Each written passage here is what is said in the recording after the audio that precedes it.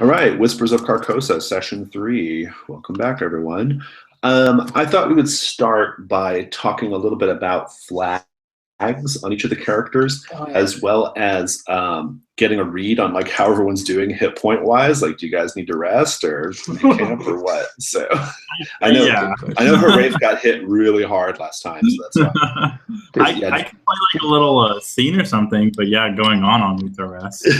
yeah. So the game has a move called Make Camp. So basically, it allows you to recover your hit points, and if you also have an XP to level, you can level as well. I like Make Camp because it also is a really great chance to hit flags or to do any kind of character building stuff. So because it's kind of just like free scenes essentially outside the adventure. So did we not end on a cliffhanger? No, I don't think so. You guys I was just bloody on the ground.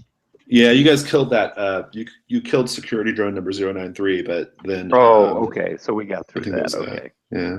Okay. Yeah. Especially Bambi. yeah.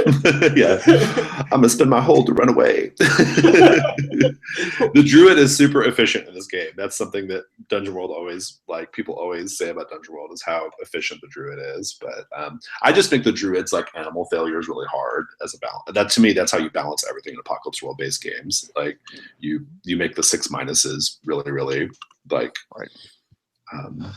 Doesn't have tough autocorrect. Yeah, and to Jason, I also don't mind if you tap into like sort of the base instincts of animals that I shapeshift into. That's a good idea. Yeah, I never think about things like that, so that's actually a pretty good idea. Yeah, so like, what do you mean by that? Well, let's just say I shapeshift into a wolf, right? Like. Maybe a base instinct of that is, hey, I'm hungry and I'm on this trail of something I smell, so you wander off or whatever, and I wander off, yeah, right? Yeah. Get into some other trouble because of a base instinct.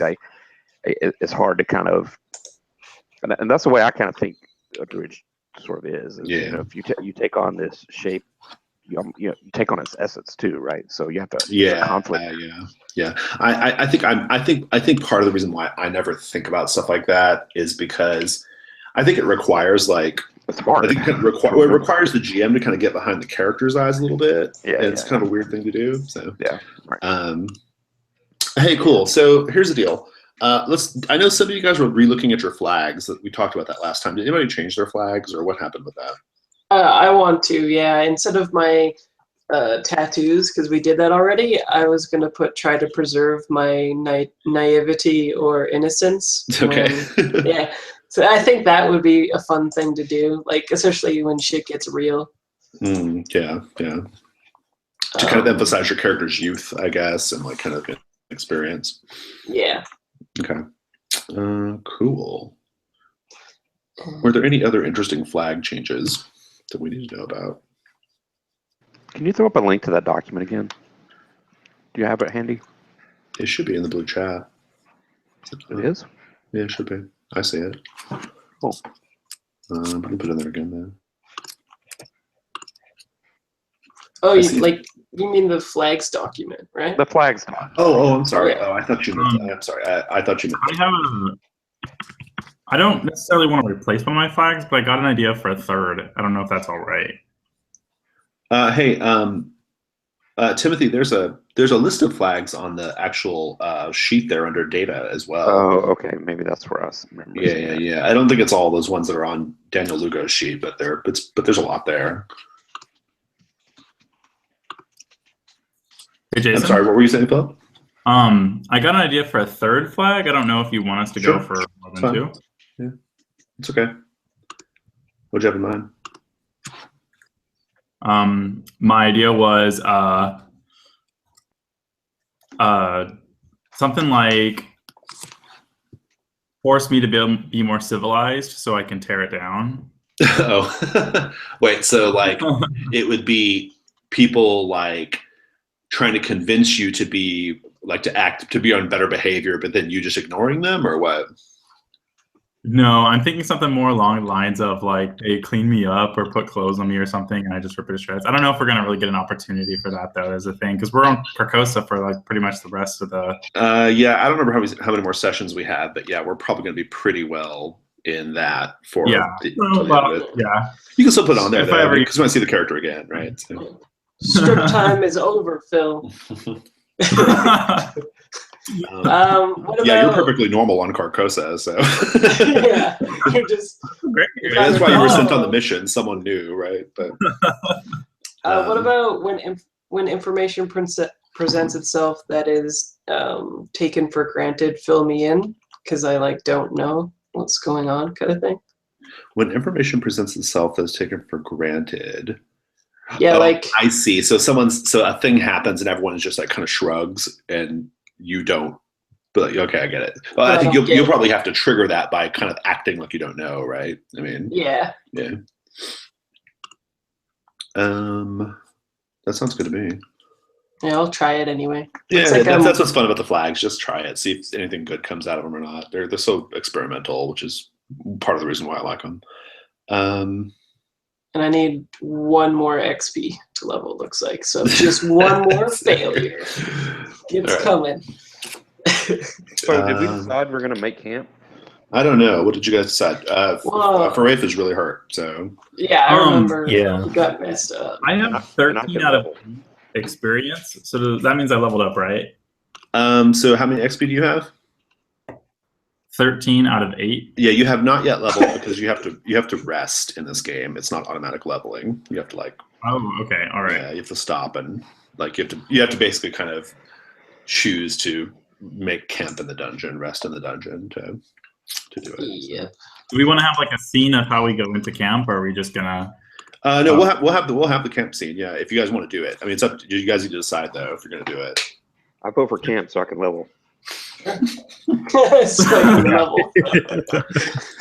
Let's mitigate this. It's getting a little trad up in here. Okay. I never care about such things. I don't care if you guys metagame it. So yeah, we can. I can't resist my trad roots.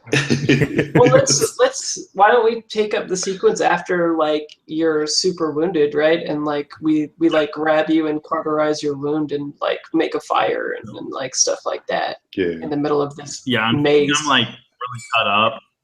I think this thing like stabbed me in several points. So I imagine you guys like pick me up and like blood pouring out of my mouth. I got like 3 hit left, so I'm pretty far down. Yeah, I can give you some bandages. I can bandage you. Yeah, I imagine you guys have to like fix me up and give me give me the night just so I can get on my feet. Yep. And make camp only has to be like a few hours in like game time, right? Like it doesn't have to be like, oh, we have to sleep for 8 hours or whatever, right? It's just a rest essentially. And then then train for 3 months and find someone to. That's very old school. Old school. The train. You used to have to like when you leveled, you had to like take X number of weeks off in game time to like get to the next level. Yeah. Oh my crap. Or wait, you're a druid. You have to find a druid one level higher than you and that's true. Yeah, you do. Yeah, that's all side quests. when we sew Harafe's wounds together and stuff, I like rip your shoulder and I'm like, what is best in life?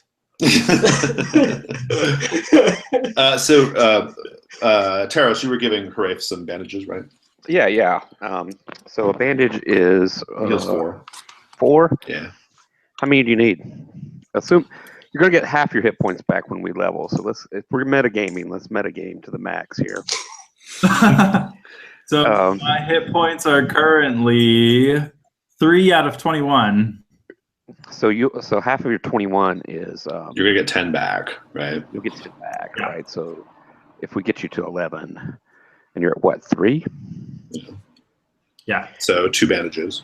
Yeah, so I'll give you 2 bandages. So that puts you at 11. Great. Cool. So I imagine like I think it hit me kind of in my chest maybe and my stomach. Mm-hmm. So maybe around there. Cool. Got like across my chest and around my abdomen. Yeah, you got dynamic power thrust. That's its hardest move. So, we should use like my lantern to like cauterize the wound. That would be cool. Yeah, that was your monster's move. That sounds like something out of the Batman and Robin game. I like to imagine that what's her name? Cookie gets like upset and like starts howling. That's nice. Just whimpering. Oh, is it Cookie like wild, or is it like Cookie? Like I thought it was Cookie, like you're eating. Like I thought so too. I think it's Cookie. K-U-K-I. Yeah. K-U-K-I. Oh, okay. I was totally like, man, I could go for some like. I like how in like chocolate chips. I like how in like 10 sessions or whatever, Cookie has like literally served no useful purpose. Like Cookie has literally never done it. Oh, that's not true. She did. Opposite of useful. She teleported down a well. She was helpful in Death Frost Doom because Aniket's character used her blood in a ritual. It's the only thing Cookie's ever done. Yeah. That's right. But that's about to change. I'm about to level, and then she's tell her things to do. Right? So. All right, cool. Well, let's proceed. So you guys are at camp. Cool. I just need like one watch, basically. Like whoever wants to take that watch, just let me know. That'll be enough for you guys to level and rest up. Yeah, I'll take the watch. Okay. Cool. So, Gregor, tell me a little bit about the space you guys are deciding to make camp in. Like, are you going to find a defended spot? Like, what does it look like? You can describe it however you wish. Sure. It's kind of no matter where we go, it seems like we look around for a more defensible spot, but it's just kind of like long hallways, or just hallways, or overwatches. But there's a little alcove in the middle of a hallway that's it's only about a few feet deep, but it's just enough that we can all fit in it, and we can kind of see anything coming either way along either of the hallways. Okay, good. That's pretty well defended. Okay, cool. I don't even need a roll. That's pretty well defended. I'll take that. Okay. So we can have that scene though while you guys are making camp, as you're kind of settling in and getting ready to rest and all that kind of stuff. This will just be free RP, and if you guys want to frame up a real specific kind of interaction or whatever, just let me know. But I was thinking when you're at watch, I would like come over all like jittery because I couldn't sleep because of all the bloodshed and craziness, and ask you how you got to be in the company of heroes. Is that that's what we are, right? The company of the Three Kings. Oh, the Three Kings. I was like, that doesn't sound right. Heroes. It's a video game or something, right? Yeah. Yes.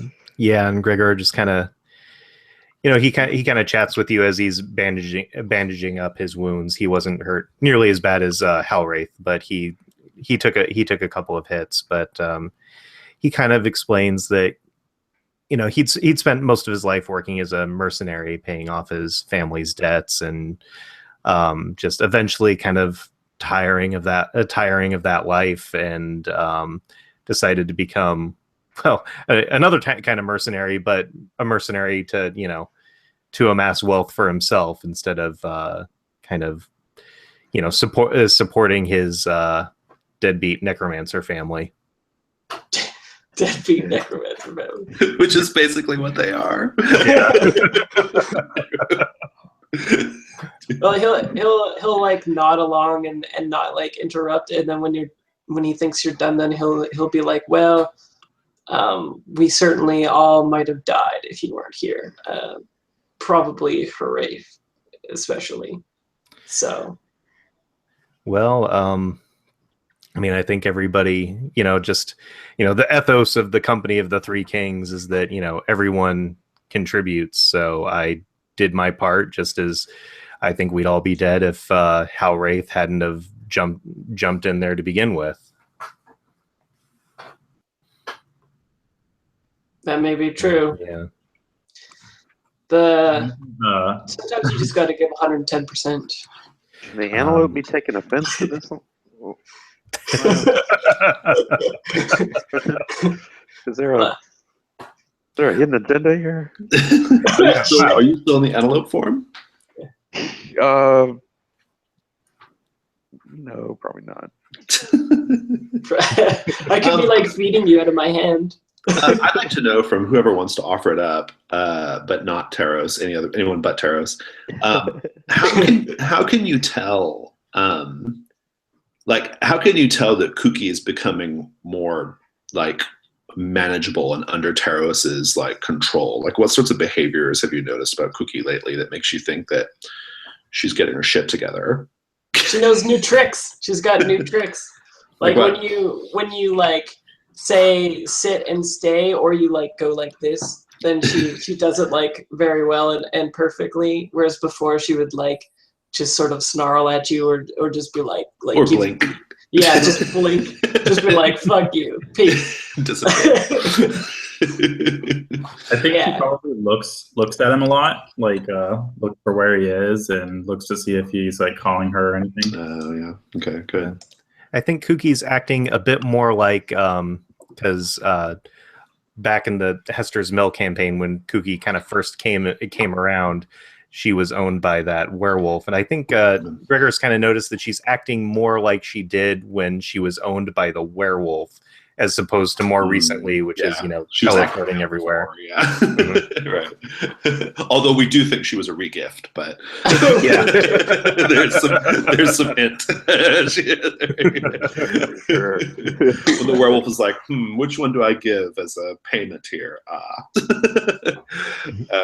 No, that makes sense. It's good. Cool. You're taking the move now, right, Taros? Like you're getting the animal companion thing. I am, yeah. Okay, cool. All right. Well, if you need to level, go ahead and level. Go ahead and everybody get half your max HP back. When you're leveling, just follow the level up move, and unless you guys want any more scenes, we'll continue. So maybe we should do another scene where I fail at something, so I level. That's a little too metagamey. That's a bridge too far, I'm afraid. A bridge too far. Courage under fire. There always has to be one character in the party who's like very close to leveling and who's just waiting for the adventure to be over. So the cusp of it. Cool. Excuse my dubism, but what do I do when I level up? Oh yeah, so there's a move on the basic move sheet. If you have that available to someone. I need to pull it up myself, so give me just a minute. So Jason, specifically the way I'm getting that is I'm taking Stalker's Sister, which is an advanced move that allows me to take another move from the Ranger class. Nice. So there's a special move on the move sheet there, Philip, that says level up. And basically, when you have downtime, and XP equal to your current level plus 7, you subtract that amount. So for you, you'd subtract. You're going to level 2, right? Yeah. So you'd subtract 8, and then you get to keep whatever's left over. Increase your level by 1, and then you're going to choose a new advanced move from your class. So you have that list on the barbarian sheet of the different advanced moves. The level 2 through 5 ones, you can take one of those, and then you also get to increase one of your stats by 1. That's the big number, so you change the big number, which might bump up the modifier, right? Yeah, if there's anything that's like just on the cusp of it, that's what I would put it to. Yeah, almost everyone knocks out their -1 at level 2. You don't have to, but that's what a lot of people do. So. Okay. Because you can raise your 8 to a 9, and that makes it a 0.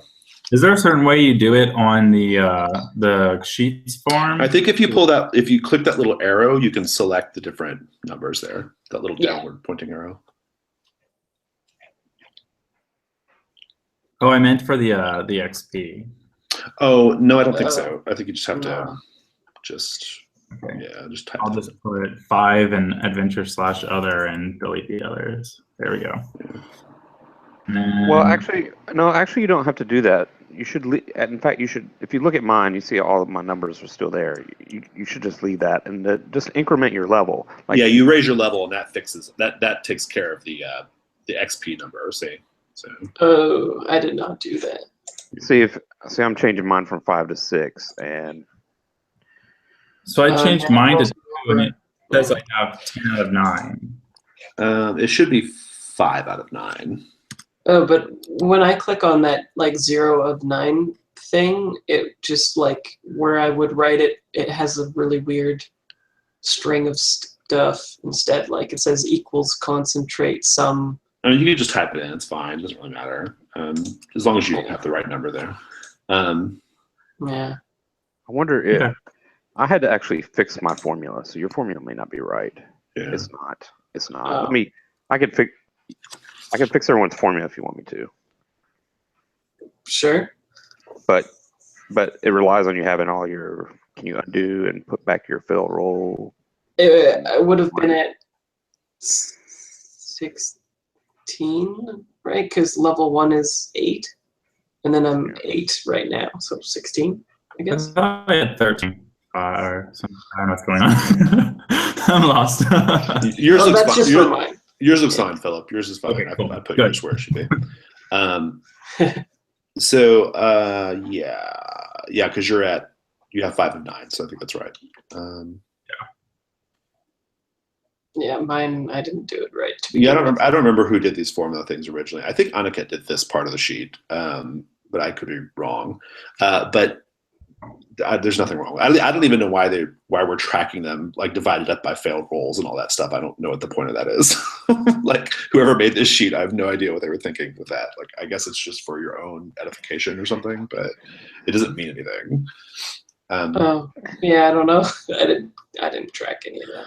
I mean, because on the physical Dungeon World sheet, you just make hash marks. Like it's not. Yeah. You know.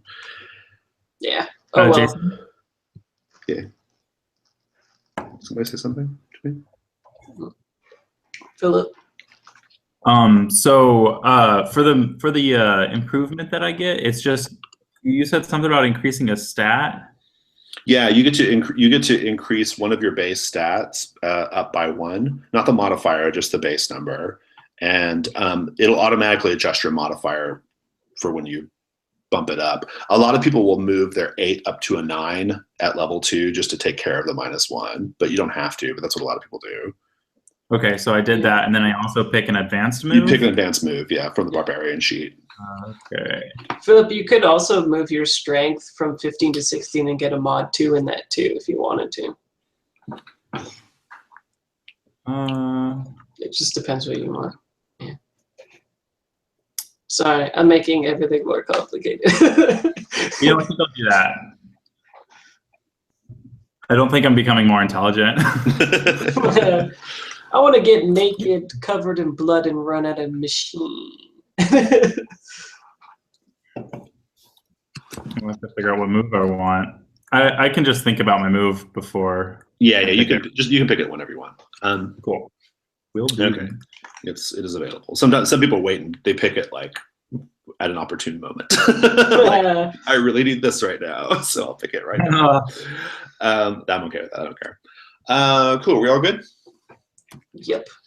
Okay, so you guys were doing the let me put something in the chat for you, Jason. It's on my sheet, but at least.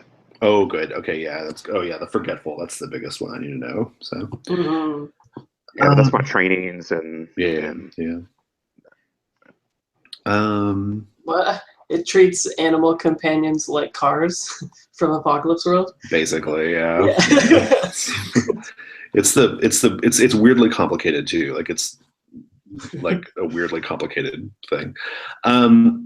So you guys we were doing the labyrinth move to navigate to this place. We had one hold too. You had one hold. Yeah, you had one hold. You get 2 hold for a 12 plus, 1 hold for a 10 plus. You get 1 hold plus a guardian or a complication for 7 to 9, and then a 6 minus is just a guardian or a complication, and then a 3 minus.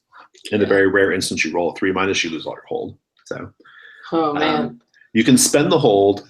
You can spend one hold to find like a treasure or something valuable to the party.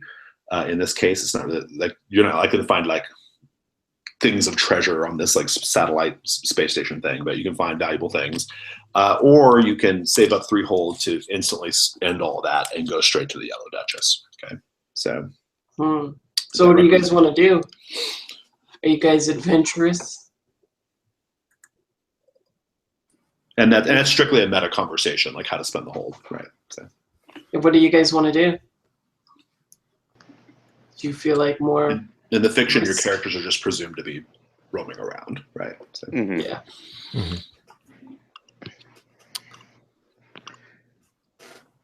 And who wants to go next too? Because we have to figure out like how we're.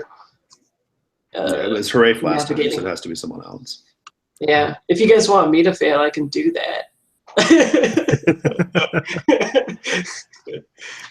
Describe how you're navigating with strength. Yeah, exactly. Hey, don't you have a new flag with naivety? Big naive. Yeah. Yeah. Yep. Being naive and innocent. Yeah. Oh, let me see if I can trigger a flag here. Oh, try to preserve your naivety and innocence. Okay. Well, maybe not. Well, Are you saying just for the sake of getting XP because it won't happen until the end of the session? Well, no, I was gonna have a RP scene, but oh yeah, go for it then. Yeah, if you have something in mind, or we can do it. Well, I don't know. No, I thought maybe I had something in my mind, but then when I read his flag, it wasn't quite what I had thought it was in my mind. So never mind. Well, so do you guys want to spend that hold to get a treasure, or do you want to just keep pressing forward? I'm kind of 50-50, but I guess if I'm leaning towards maybe just pressing forward or, rolling again and see what we get. And then see what we get and then decide what we're doing next? Possibly, yeah. I mean, because if we get if our next roll we get, if we're really lucky and we get 2, then we can probably just get the Yellow Duchess. But if we just get 1 again, maybe think about spending it. I don't know. What do you guys think? Sounds good to me. Yeah, that sounds logical. 3 votes. Well, so Gregor, why don't you navigate? What would you do? All right. Okay, and is this just a straight roll? Is this intelligence? It's however you describe navigating the space. You get to roll that stat. So yeah. That's part of the fun of the move. You get to think about how to angle for your best one, right? So. All right. So let's see. How do I navigate with Constitution? Well, so it allows you to fill in the fiction, right? Maybe there's like a who knows? There are any number of ways. I'm open to anything. So. Well, I think here we go. Let's try this. So, as we're kind of walking around, her castle or space station or whatever you want to call it, there are kind of blocked off areas that where whatever shielding they have, where it's like that might be areas of vacuum or areas where like you wouldn't be able to breathe. Grigor is actually able to will kind of use those, be able to kind of like hold his breath and go through those areas in a way of like getting a better vantage point, or climbing up an area, or something. Yeah. Climbing up areas that don't have like the environmental protection other places have, to kind of take a look and see if he can find a better way through. Awesome. Yeah, that's a perfect use of that move. Perfect. Roll plus con. All right. And that is, I just want to make sure. It sounds like you're Metal Gear Soliding it up. I guess I actually haven't played that game, so I will just agree with you. Oh, well, 5. I knew I should have rolled. Well, there we go. All right, I'm launching Roll20. Give me a minute. You got it. I think we've done so much metagaming that the metagaming god is going to just. You're being punished by the metagaming. Oh shit! There's that damn Medusa picture. All right. Well, I mean, if I had navigated with Dex, it would have been a 3. So I'm up for no matter what you. You might have rolled a 10 if you had navigated with Dex. Yeah. All right. Here's the deal. you are going through one of these like sort of like like low pressure airlocks or whatever, right? Where you have to kind of hold your breath or, and try to get to the other side in order to maybe flip a switch or do something that allows the rest of the party to cross, right? And I think you get into an airlock, and you guys don't really have a good sense of like electronics because that's not a thing where you come from, right? And you don't even like really like you're starting to get a handle on like buttons and switches and things like that. And I think you just you guys are in a little like passage between two like sealed up sort of like what do we call those kind of doors that like kind of twist like that, like the little aperture type doors. You're in between a pair of those, right? And Gregor, maybe you're fiddling around with the buttons, just trying to like get shit sorted out. Okay, trying to figure it out. And the room like goes red, like the light changes to like a red light, and you hear just a like you triggered some sort of alarm. Okay, and you hear something, a voice like ringing out above, something like it says something like engage biological extraction procedure or something like that, right? And little nozzles in the ceiling of this little space, this little hallway, which is about it's like the size of a, I don't know, it's maybe like 20 paces in total. Little nozzles, you start to hear this little as like a sort of purpley gas, which looks kind of black in the red light, but this gas like starts to fill up the room. I'm going to go around the table and ask what each person is doing, starting with you, Greg. Mark an XP if you didn't. Nope. I'll mark an XP in a second here. Well, the first thing he's going to do is before the gas gets near him, he's going to take a deep breath and hold it. Okay, good. But and before like the gas completely fills up the room to the point where he can't see, he's going to look for the source, and if he sees the nozzles, he's just kind of going to start like stuffing like just whatever random crap he has in his pack in the nozzles to try to plug them up. Perfect. What about you, Carlos? I think would it make sense that I'd be like assuming it's wizardry and trying to do like that spell that would counteract it? You can, but it won't work. But you can. Yeah, but it would make sense fictionally for him to try. Sure. Yeah. So I guess that's a failure. Yeah, it will be. Well, there would be no roll required. There'll be no roll required on that. Thanks. Rafe, what will you be doing? I think I'm going to look around for some way to get away from it. Okay. It's pretty empty hallway.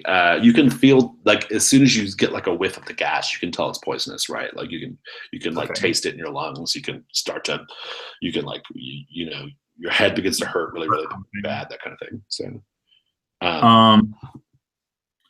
okay. I think are we trapped? Mm-hmm. Well, there are two doors on either side of the hallway, but yeah. I think I'm gonna like run for the door and try to smash through it. Okay, sounds good. And I realize it's poisonous and there's no escape. Right. What about you, Taros? So how do you do with blinking? I mean, do you have to be able to see where you blink? Can you blink on the other side of a wall or a door? Oh, like if you were trying to like use Cookie's blink power? Well, I can shapeshift into a blink dog because I studied her essence. Right. Yeah. I just want to know what you as the GM. I don't. I hadn't given it much thought, but I'm into it. If you want to just do the transformation, see if it works. See if you get some hold. We'll figure it out. Because I mean, we came into this room from some other room, right? I mean, sure. Yeah. You can blink to the other side. Yeah. And there was a way to open the door, right? It was just kind of open, and then like you guys walk through, and then Gregor started messing with buttons, and it. I see. Closed you guys in. Well, I don't know if I want to do that or not, because I was thinking, oh, maybe I'll just blink on the other side and open the door. Oh, I see. Yeah. Switch. Yeah, but no. Okay, so never mind. I don't think that's really what I want to do. I think I want to. Can I just hold my action for a minute and see how successful Gregor is doing? Does that mean just hold your breath? Otherwise, though, I mean, just hold my breath. Okay. Yeah, I'll just hold my breath. I'm thinking, in my mind, I might try to command a air elemental to kind of disperse this poisonous gas or whatever, but I don't want to do that. We'll see how it goes. Gregor, roll plus con for me. 10. 10. All right. That's good. Gregor, you will basically save everybody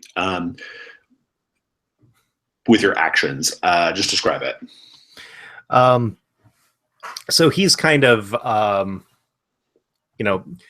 just trying to, jam things into the nozzles, and eventually, they just kind of keep getting blown off, and then he's, kind of holding his breath, turning red, and then eventually just kind of, taking the hilt of his sword and just kind of like bludgeoning the nozzles so that they're, stuck shut. And then eventually just, a voice comes over, like the speakers, and just say, it's like, error, obstruction in nozzles, it's like obstruction in nozzles, maintenance requested. Okay, nice. Okay. Everyone else just takes a single point of damage from inhaling just little stray bits of poisonous gas. Of death. No armor, so just a point. Cool. And that includes me, right? Yes, you as well. Yeah. Okay. All right. So, okay, well that's good. You are still at one hole. So what do you guys do now?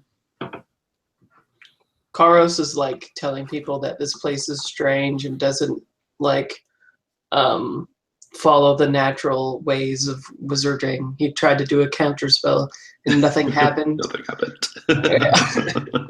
Literally.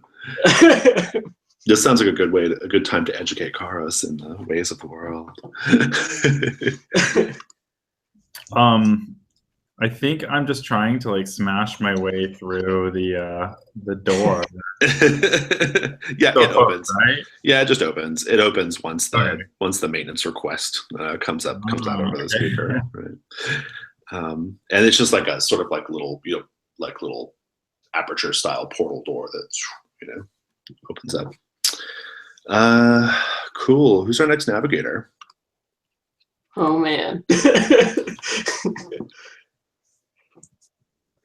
What do you think, Timothy? Or do you want to spend that hold? I wouldn't mind spending the hold. See if we can get something to help us. Sure. Sure. Yeah, let's do that then. Right. Let's find some things. You guys are navigating around. You're roaming around, and you stumble into a room that has some sort of wizardry that you've never seen before. It's a round room covered in like all sorts of like little glowing, blinking doodads, just like everything in this like place seems to be. But in the center there is Karos. The best way to describe it is an illusion. There is an illusion, a three-dimensional illusion floating in the air that appears to be a map of the entire complex. Holy crap. Okay. He like goes up and like puts his hand through it, and then he's like, what sorcery is this? So here's the deal. By studying the map for a little bit, you can use that information to get a +1 forward on the next navigation roll. But if you can devise a way of taking the map information with you, and that'll depend on the way you describe it, you can get a +1 ongoing. So, but there's a risk that you fuck up the map entirely. So. Okay. What do I have on me?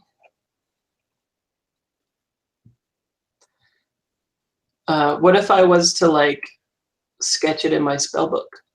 I'm into that. Yeah, that's pretty good. Yeah. Do you need some like adventuring gear, like chalk or ink or something like that? Sure. I didn't write anything like that down. I just put dungeon rationings and then bought stuff, and it doesn't look like I have anything else. Yeah, adventuring gear is kind of an abstract gear type thing. So if you don't have it, then you just need to get some from somebody else, basically. Oh, okay, cool. So are you spending an adventuring gear, Taros, to give him some? I don't have any adventuring gear. Graphite, so you don't have it. Okay. Did anyone bring adventuring gear? Too. We're all out of adventuring gear. Okay. What about sketching it with like blood? Yeah, that's what I was thinking of. I've got plenty of that. Cookie, open up again.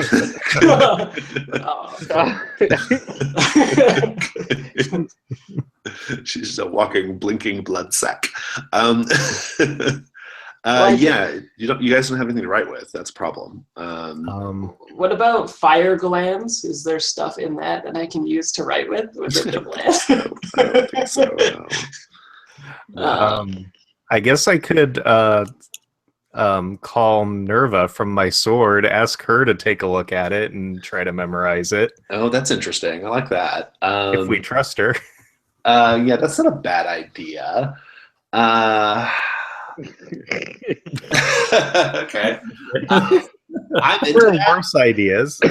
I'm into that, but I think I'm into that, but I think it only works, Gregor, when you are navigating. Okay. Yeah. Yeah. I'm into it though, as a general matter. So you just describe how it goes, and I'll let you have that advantage. Sure. Yeah, I'll looking at it while everyone's looking for something to, realizing that no one brought a fucking pen.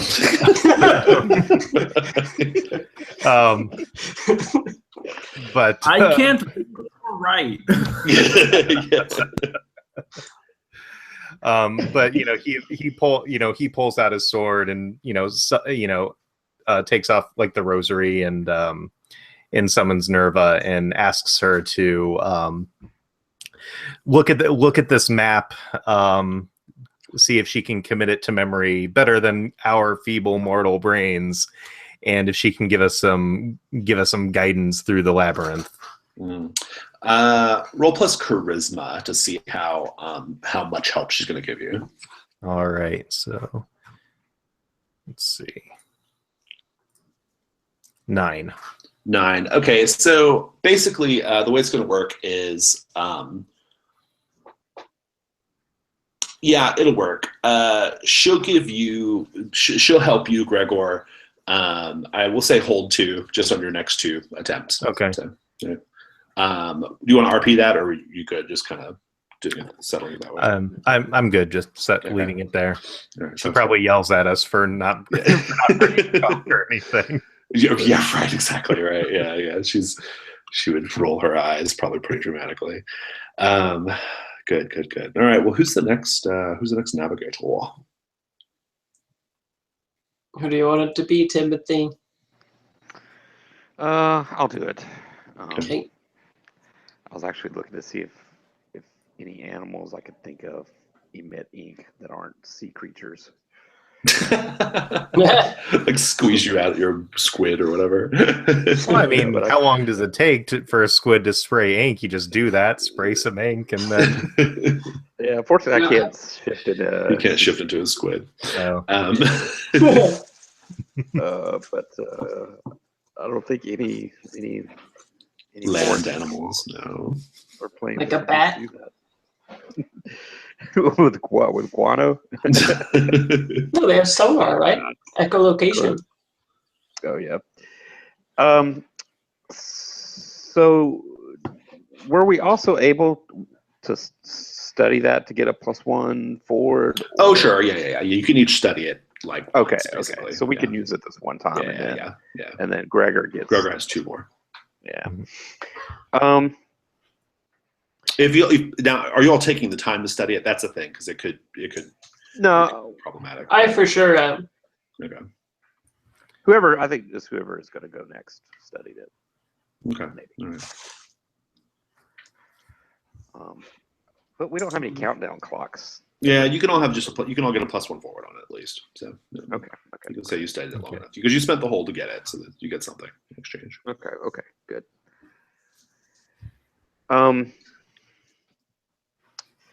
So I'm going to. So we got out? That's right. We got out of the room. We found this, right? So I'm gonna start looking around and lead everyone in this next foray through this place.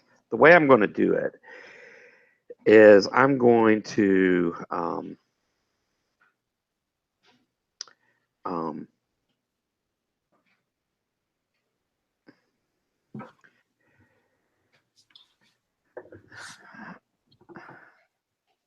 well, I hate to keep using animals as a way to define my fiction, but I'm not really sure what else makes sense. Just go with it if it works. I mean. Yeah. So I think I'll, I'll just shift into, like a hawk, like I kind of do, when we're outdoors. Well, I guess how big is the quarters? I mean, can I fly they here? vary. Yeah, I mean, some spaces are bigger than others. So. Yeah, so I'm just going to try to use my animal skills to kind of figure things out. Maybe sometimes if it's big enough, I'll fly up like a hawk. Maybe other times I'm, more into like a dog or a wolf and kind of sniff something out or look for clues that way. So okay, go ahead and roll wisdom. A variety of that. Yeah. Okay. And then you get your map. You get wisdom +1, basically. Okay. Well, sorry, I haven't started dice stream yet.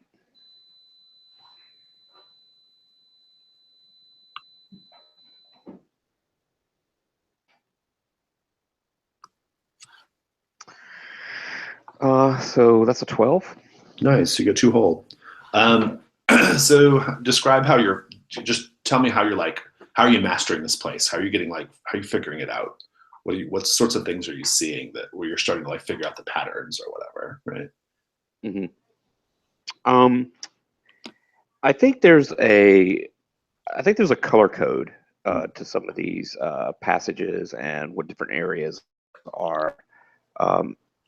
There's some icons, to the pattern, and I think maybe when I shifted maybe into an owl or to a hawk, I just had this, better visual acuity and was able to suddenly kind of pick up on that sort of thing,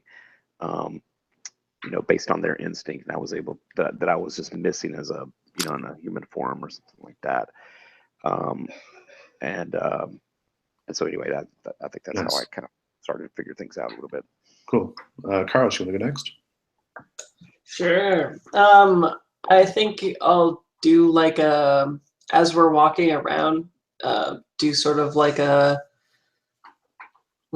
Sherlock thing with a memory palace where every time we go to I'm actually walking with everybody, but in my head I'm in my own study and I'm writing down what I'm seeing as we're going and stuff, and I'm trying to chart a logical path to leave, hopefully.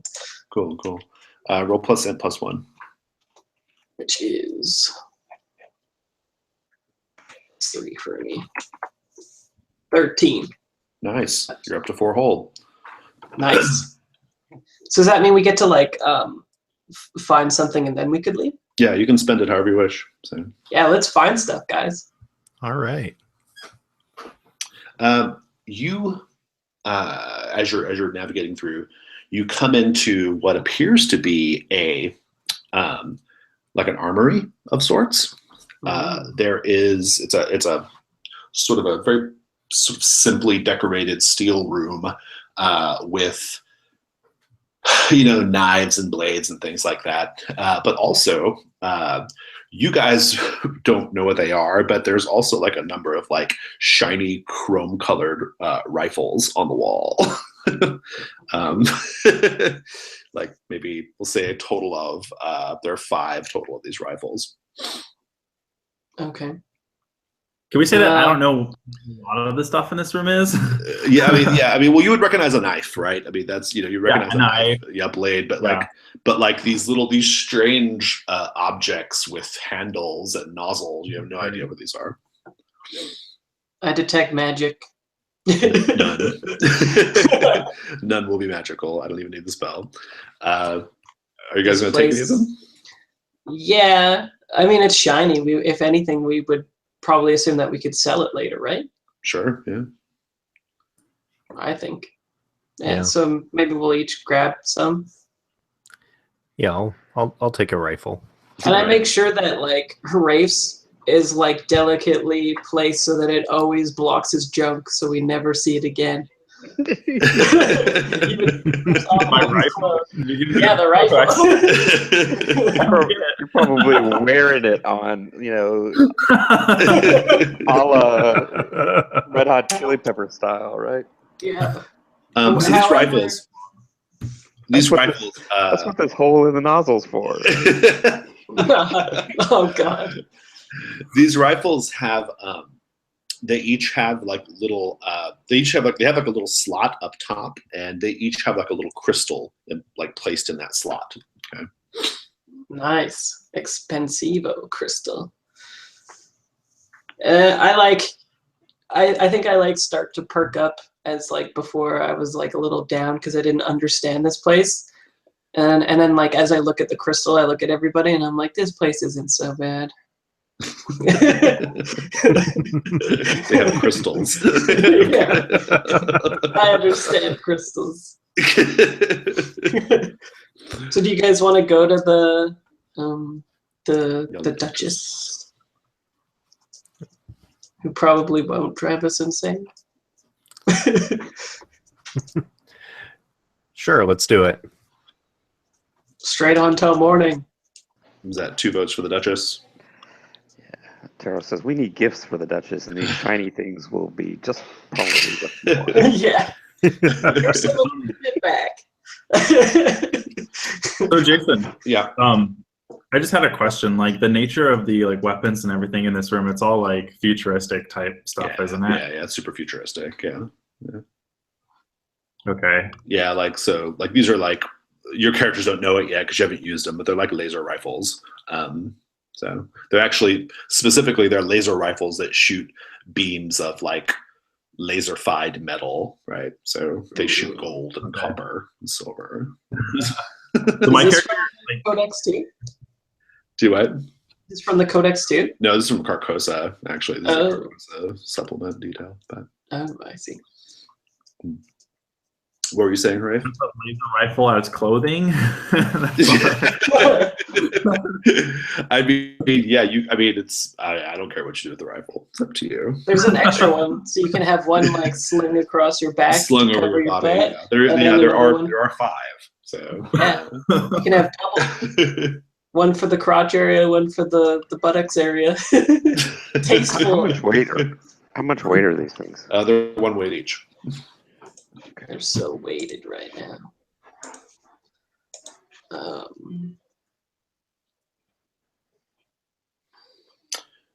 You've got your brand new whatever these are,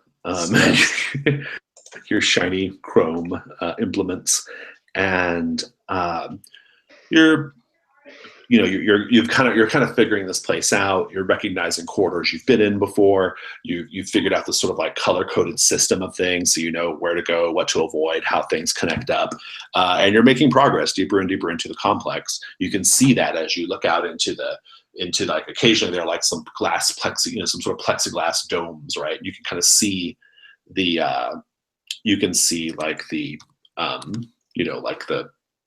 the complex behind you, right? Like you're making progress, right? Yeah. And eventually you get to a set of like jet black doors, really big, huge jet black doors in this like on this very, very like large, like glossy black wall. Okay. And as you approach, you hear the sort of like sucking sound of like an airlock, like as like the doors like split apart and open up into this this interior room, which the best way to describe what the surfaces look like is like a vinyl record. Like, it's like kind of a textured, glossy black interior chamber. Who's the first one in? Maybe I'll be. I think I'm like trying to overcompensate for not being so good for the last little while. So I'm like eager to prove myself. Well, you help navigate, right? I mean, yeah. Well, yeah. But like, remember, because before I was like, "This is wizardry. I've got this," and then after we got in, he was like, "What the fuck?" So you step in, and inside there is there are a number of like sort of mechanical doodads and circles and rectangles and things like that all over. A few blinking buttons and panels, but it's mostly this like glossy black. And sort of emerging out of the darkness, you see a figure that they're wearing armor that is very like almost bubbly and like kind of like boxy in a way. It looks strange to your characters. It would look strange to us too, but we would recognize it as a sort of like astronaut's uniform, right? There's like a shiny orangish yellow a bubble on the figure's head, hidden face, right? And the suit is yellow, right? And they step forward, towards you, and then they kind of undo the little bubble helmet thing and lift it off, revealing themselves to you. And I have a picture somewhere. There it is. I think. Or not. I'm having the damnedest time getting images to drop in here lately.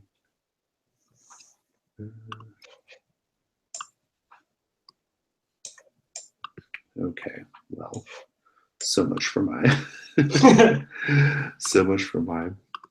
Do they look like Russian cosmonaut suits? It's kind of like that. Yeah, it's a little bit like that. Maybe we can just upload one.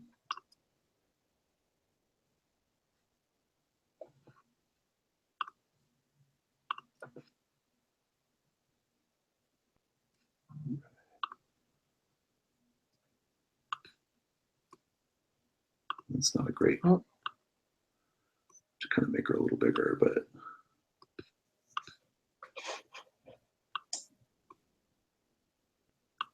oh, cool. We're getting a little space worm versus Moonicorn up in here. Yeah, a little bit. Is everybody in the thing? 1, 2, 3. Yeah. Mm-hmm. Yeah, that's what she looks like. This is the Yellow Duchess. Very blue skin, confusingly. She has blue skin, and this like strange yellow suit. And she approaches you, and she has this sort of like sad, like anxious look on her face, not unlike her picture there in the image that you see. And she says, "I'm so glad you answered the call. And I think we will probably take a quick break and we'll come back, okay?" Okay. That was an interesting segue. I was like, yes, yeah, oh. Let's take 3 minutes. Okay.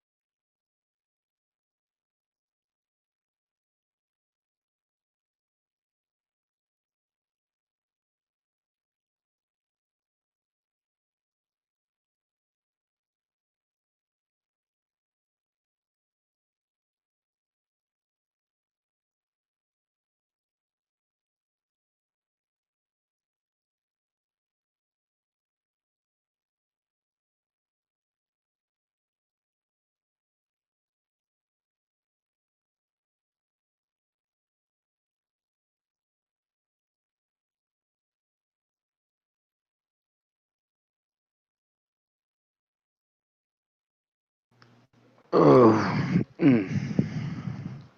oh crap! I forgot my coffee.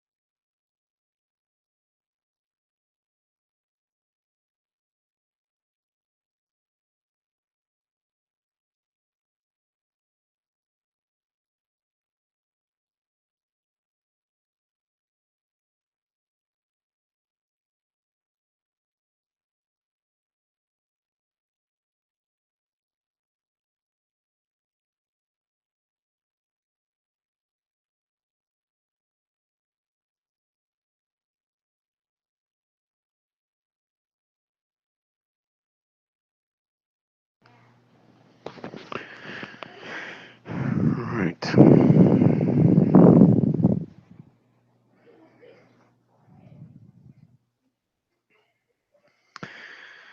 Fraser, is your veil full? Did it fill up? Yeah, I guess it filled up really quick actually. Because when I woke up, it was taken, and then there was 2 like waitlist people, and one of them was Philip, I think. Eh? Yeah, I got on there like 10 or 15 minutes after it posted, and it was full. Yeah. Wow. Well, I'm thinking about doing it as well on Thursday because it's really like it's meant more for a substantial amount of play than one shots anyway. Mm-hmm. And it's Rich's Gauntlet City Next is only like 2 hours twice, so it's mostly like a session over like 2 weeks, right? So it's like how do you think it would play? It's PBTA, right? Yeah. Have you ever thought about trying to run it as a play-by-post? I've never run a play-by-post game, so I don't know. I don't know if I'd love to play a play-by-post game, but I've never organized or played in one or anything. Like I don't know anything about them. Yeah, I have a Slack with a bunch of play-by-post people on it. In fact, all you guys, if you're interested in playing any play-by-post, you guys should come join my Slack. Yeah, sure. I've never done play-by-post before. Yeah, me neither. I got about a dozen people now that are, kind of part of this little Slack community, and we probably have 3 or 4 play-by-post ongoing games going now amongst several different people. Yeah, I think cool. I don't see a reason why it wouldn't work. So yeah, Power by the Apocalypse games usually work pretty good play-by-post because of just the nature of how the fiction moves along and the moves get triggered and stuff like that. So, the only thing is sometimes like Monster Hearts with like strings and other kinds of things like that you kind of have to manage and keep up with. They can be a little complicated, when you're not like around the table, but it's not. It's nothing unsurmountable. Mm-hmm. So anyway, yeah. So she opens up her helmet and she steps forward and she says, "You have heeded my call. I thank you for coming." And then she looks behind you all a little bit. She kind of looks like she's looking over your shoulder, and she says, "I fear you've brought something with you." Yes. Don't look at it. I save her by tackling her. She's looking directly at it. Doesn't matter if she looks at it. And she says, "Whatever it is, it has no power over you unless you choose to give it power over you. That much is certain. And then she looks at you all and says, I'm the Yellow Duchess, and I have called you here on a matter of grave importance to me and my people.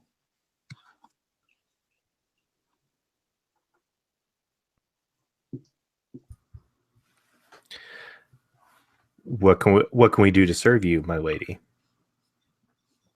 And then she kind of like begins to kind of walk around this space as she's sort of monologuing a little bit, right?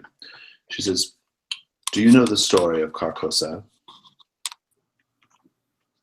No, I do not. Oh, we've seen some of your refugees from this place. Can I, is there like a read a person thing too as well while she's speaking? Yeah, there's not like a specific move like that, but I think discern realities is you can that's like it's like the equivalent. Yeah. Yeah, because I mean, I'm assuming I wouldn't have read about anything like her before, right? Yeah, I mean, it says when you closely study a person or situation, so yeah, go for it. Oh. Are you just kind of looking at her, or what's your? Yeah, I'm trying to get as much information from her appearance and demeanor and everything as possible. Like if she acts like an aristocrat, like a person of higher power would, and like same features as different races and stuff like that. Anything comparable to what we would know. Yeah, sure. Wisdom is 1. 2d6 plus 1. Oh. I'm back. Hold that thought for a minute. Mark an XP. So she says, Carcosa was originally home to a race of terrible snake men. They engaged in all manner of dark sorceries. They created men, numerous races of men in different colors, for the purpose of satisfying their dark rituals. We were little more than spell components. she would say the equivalent of that, right? The snake men eventually died off and left all of our people, our many colored peoples, on the planet's surface to contend with what they had wrought, with great terrible beasts and other horrors they summoned into the world.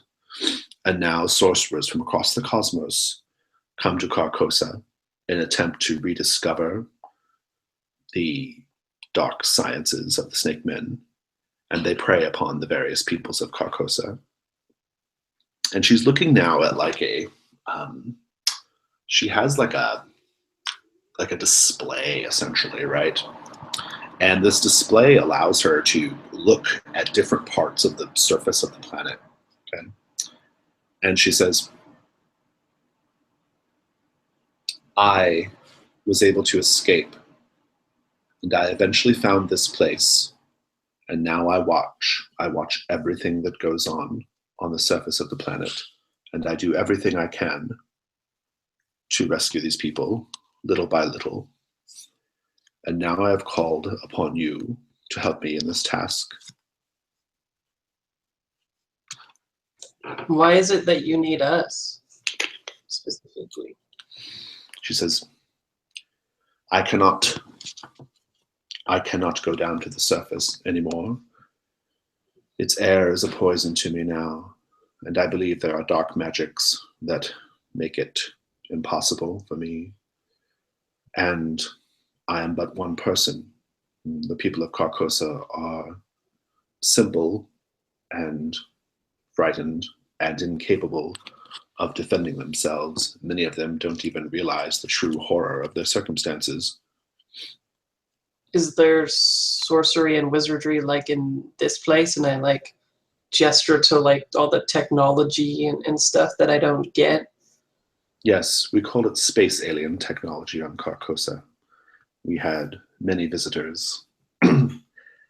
I was able to commandeer a space alien vessel and reach this place. And I have help. And she goes to a, and this is where I'm pushing the miss right now. Sorry, guys. She says, I have help. And she goes to this like circular, like chrome, like ring on the floor. Okay. And she presses a couple of buttons on this circular, like a little panel that's kind of standing up next to this circular chrome ring. And there's like a hum, and then like kind of like, you know, like kind of popping noise, a little bit like when Cookie disappears. And like, bam, like right in the middle of this circle, it's one of the members of your wizardly order, Karos. Oh, shit. And I think it's someone you know. Like maybe it's like a mentor. Do you want to name them?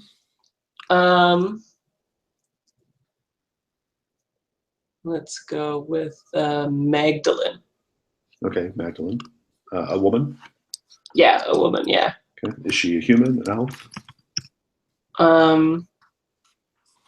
Let's go with elf. Mm-hmm. Nice. So, yeah, because elves like are really old in this same thing, right? Yeah, they're immortal, right? Yeah. Yeah, that makes sense then. So maybe she's like, yeah, like super wizard. Yeah, she's probably really like she doesn't look old, but she's probably like 1,000 years old or whatever, right? Yeah. She appears. She appears to be like kind of in a like she appears in sort of like a like something's got hold of her body, right? Like her arms are kind of spread out to the side, and her head's kind of jerked back, and she's kind of like she's trying to hold on to something, and she like puts her head down and she makes eye contact with the Yellow Duchess, and she says, "Witch," she's like, release me now." And the Yellow Duchess says, "I'm sorry," and she like presses and she goes to press another button. Do you stop her? Yeah, like shoot a magic missile at the console and blow it up. Okay, so do roll the spell. Let's just see if it works. Okay. Yeah, intelligence, right? That's spell stuff. Yeah. 9. All right. So which choice do you make? Oh yeah. Well, it's what is it again? It's like -1 ongoing. Forget it. Well, I think it makes sense to draw unwelcome attention. Yeah. And put myself in a spot. Yeah, I'll do that. Okay. All right. So you blast the console, I guess. Yeah. And I say, no, release Magdalene. You blast the console, and Magdalene just disappears. Like you don't know where she goes. She just like blinks back to wherever she came from. Saved her life. And the Yellow Duchess, she turns and looks at you and says, "I wish you had not done that."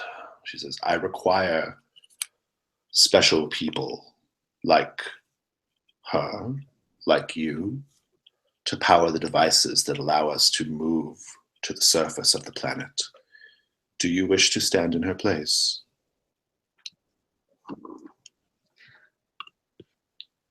I would do anything for my mentor, but I feel like any technology that makes a slave of anybody is not something that one should use for any purpose.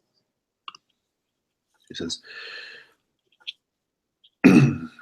"It is only temporary. I just require your magical nature to make my devices work." Temporary. Sure, I'll acquiesce to that then. So you allow yourself to go into the ring. Can Taros step forward of course. Interject? He turns into an antelope. So I realize how naive Kairos is here. But I also understand he's trying to be good, so and offer himself up. So I'm going to say something like this.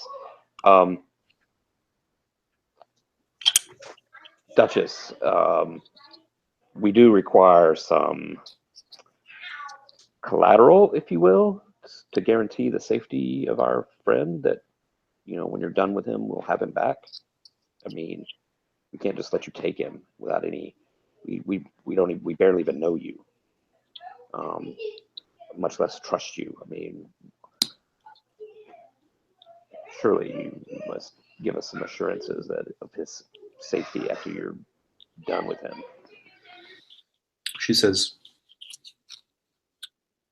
yes, the procedure that the machine uses to draw his arcane energy from his body to open the portal that leads to the surface of my planet is painful, but no one has ever died from it.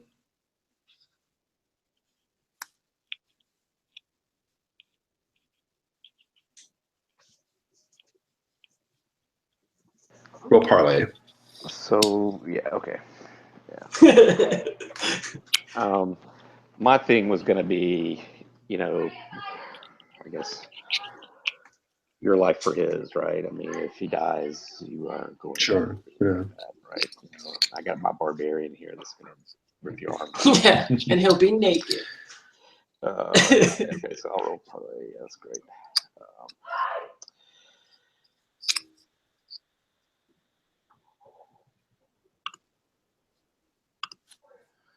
So that's 9 plus 2 is 11. Okay. So on parlay, you have your leverage here. On a hit, they ask you for something and do it if you make them a promise first. Leverage is something they need or want.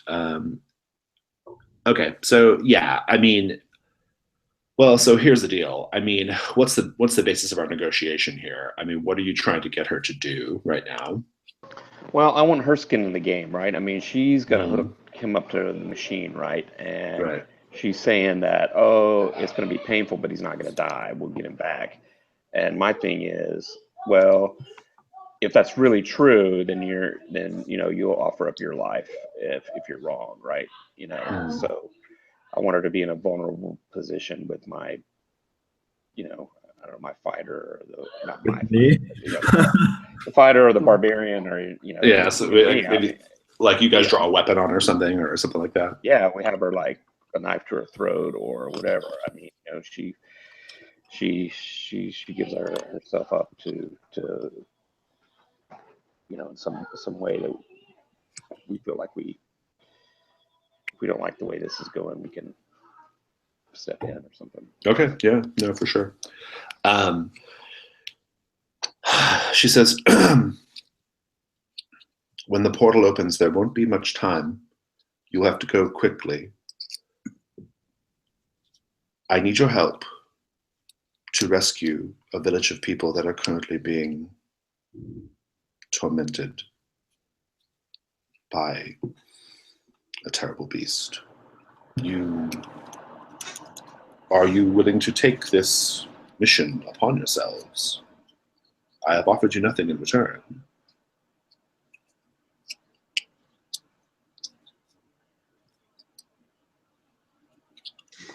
Wouldn't there be like terms or something like that from the company, or how does it work?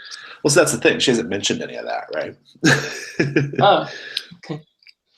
Maybe I think who's like been with the company the longest, maybe they would know about this kind of stuff. Gregor, we all turn and look at Gregor. Yeah.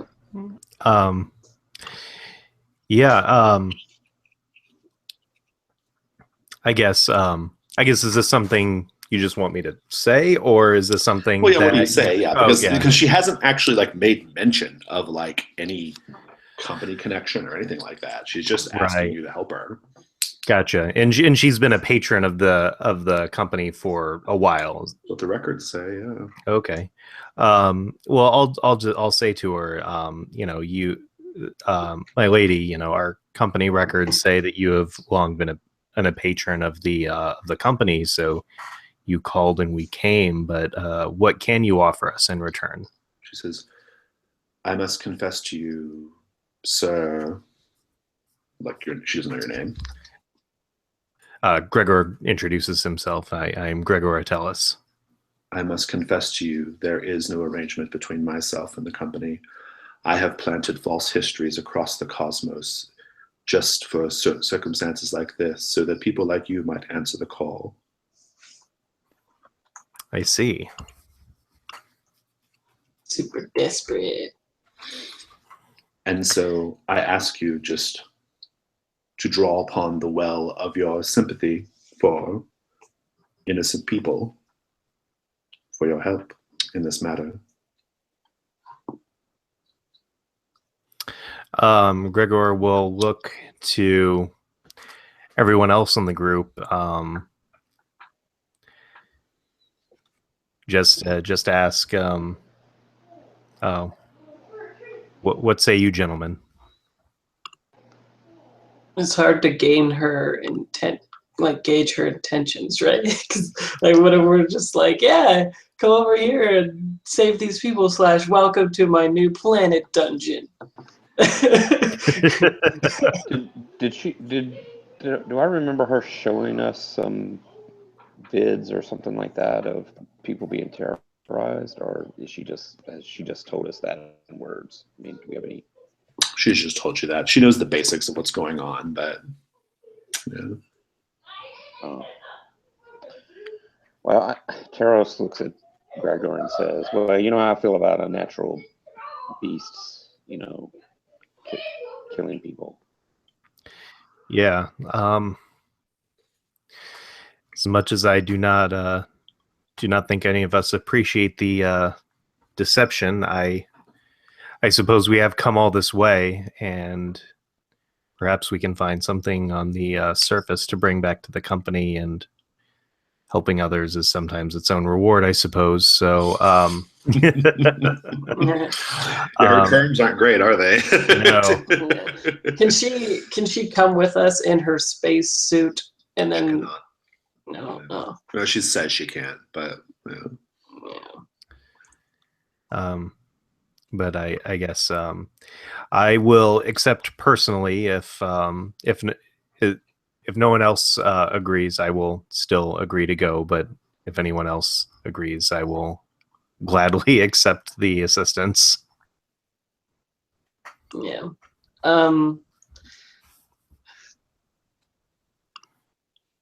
I'd rather. She looks at you, Haraif, and she says, I do not know the meaning of it, but I had a dream a fortnight ago of one who possesses your ill-favored look running across the screen of my mind, and I saw a red moon, a giant red moon that seemed to call to us.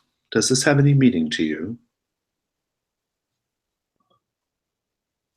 I serve the red moon. Then it is.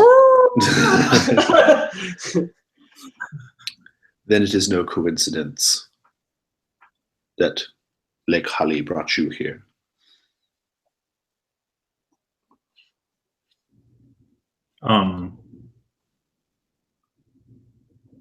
So I think what he's doing is he's just looking at her and he's just playing with his blood. Indeed. Are you trying to hit a flag or anything?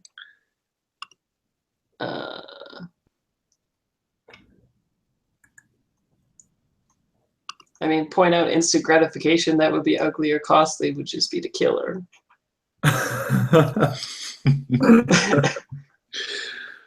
Or the opposite, I guess, right? Is force you to be civilized so you can mess it up, kind of.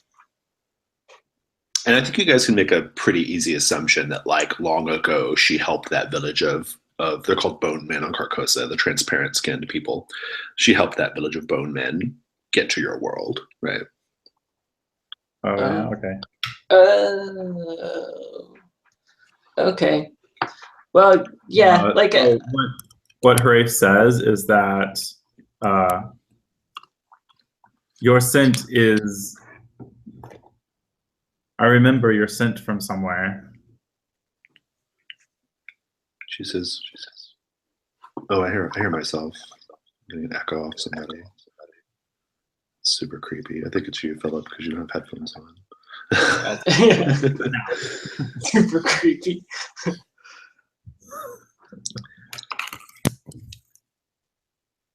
So you said that you recognized her. Oh, let's put those on. Hold on. So you said that you recognized her scent. Yeah. This is really annoying. Like the sound is not coming through my headphones. Oh, you can't hear me? I can. It's just coming through my computer speakers still. Oh. Well, whatever you did, it fixed the echo. So. Yeah. Okay. Can you hear me though? Yeah, I can hear you fine. Yeah. Okay. That's weird. All right. So, yeah. So she's. Why do you think that is? Are you telling the truth right now? I think what it is because he's had experience with the those people, and he's probably like eaten one before. There's something like that is reminding him of this. All right. All right. Sounds good. Sounds good. So here's what the circumstances are as a sort of meta thing. She wants you guys to go to the surface of Carcosa and rescue this village of blue people. They are presently being terrorized by a terrible creature. Okay, she's not able to adequately describe, but she knows that they're in horror and they're in terror and they're scared for their lives. And she's going to use. She normally uses wizards from Karos' order to and maybe other orders too, for all we know. She's got ways of like zapping wizards up into that little chrome ring and then basically draining their arcane juice to open up these portals down to the surface. And possibly also like to operate whatever magic allows her to have a portal to the astral plane into your home planet, right? Into your home plane of existence. So yeah, and she's got like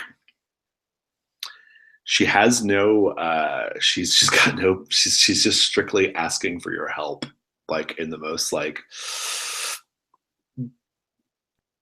please sort of way possible. She doesn't really have anything to offer you, so you guys don't have to do it, but you can turn back.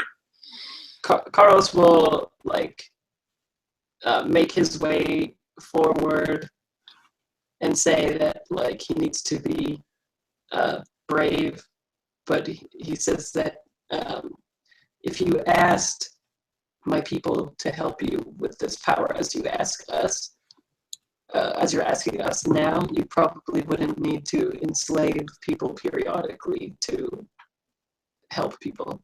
We want to save people too. And then he'll like glide into the ring thing. Oh, hey, Fraser, I'm getting a little robot off you. You might want to rejoin the call, but sometimes you just refresh the call, rejoin it, fixes that. So is she reacting at all to me being so gross at all? No, because she's from Carcosa. Which is normal. Which is brutal and disgusting, right? And like is a planet teeming with horror. So yeah, she's not like, I mean, you're just a horror of many that she's seen in her life. So is that better? Yeah, you sound fine. Yeah, so she hears you say those words, and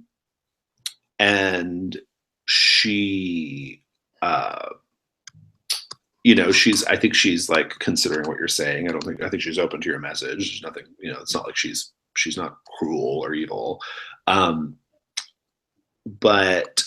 I think this is interesting because like only Karos has said we want to help people too.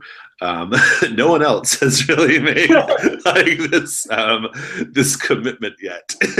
Well, Gregor did. Yeah, and Terrace is all about doing that, but I'm concerned about actually Karos being, having all this arcane energy sucked out of him. I'm not sure I'm on board with this part of it. So before he goes into the ring, I'm like, hang on, Karos, hang on a second. Hey, does it have to be arcane energy, or does your I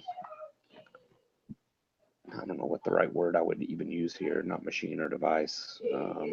Power? Your thing here. Apparatus, whatever, right? I guess I have an idea of simple machines, but anyway. Can you use different fuel besides magic? Some other power? Jesus. In all these long years, I have only a dim understanding of how this machinery works. This place precedes me by untold numbers of years. I know very little about the workings of most of it, really just this room.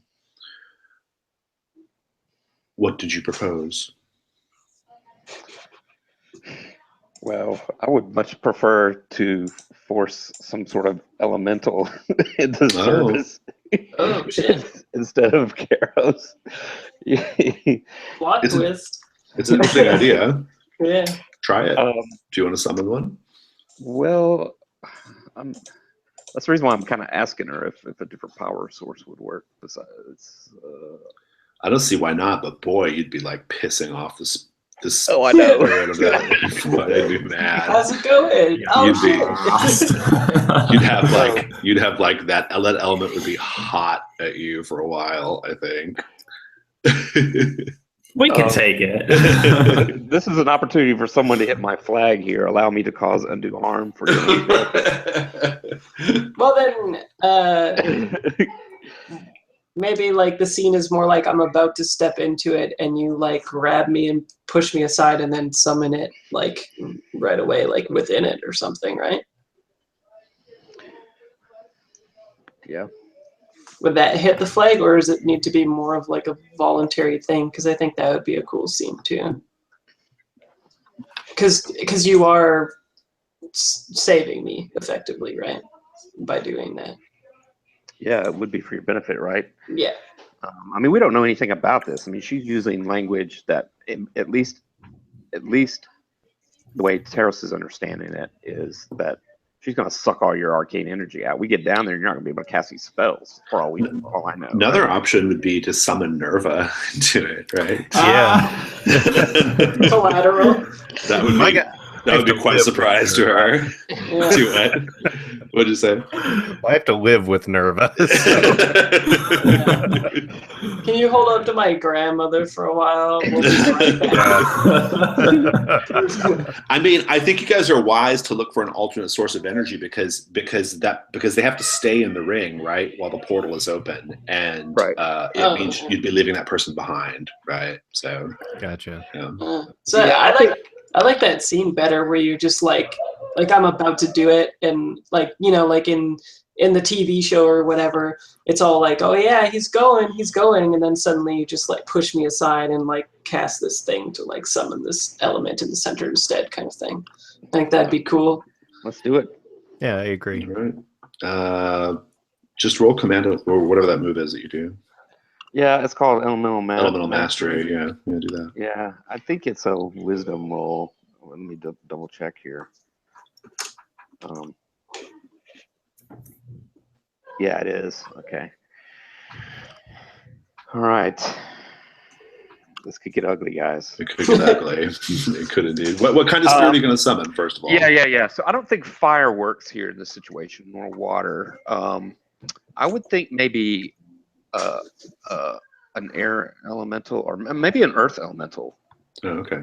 Yeah. Are there like lightning elementals? Well, I don't know. The thing just gives. I don't know. Does it even say? I don't know. I guess this is what this language says. When you call upon the primal spirits of the fire, water, earth, or air to perform a task for you. So it does say that. Okay. So I'm calling on the primal spirits of Earth, and so I'm going to form like some sort of, some sort of. Well, you know, it'd be cool if it's Earth. Then what if it judges the Earth as to what's around you, and you take all this technology and it forms into the spirit, like of the stuff in the room, and it's like grounded in all the tech of this place, and that's what gives it its like juice or whatever.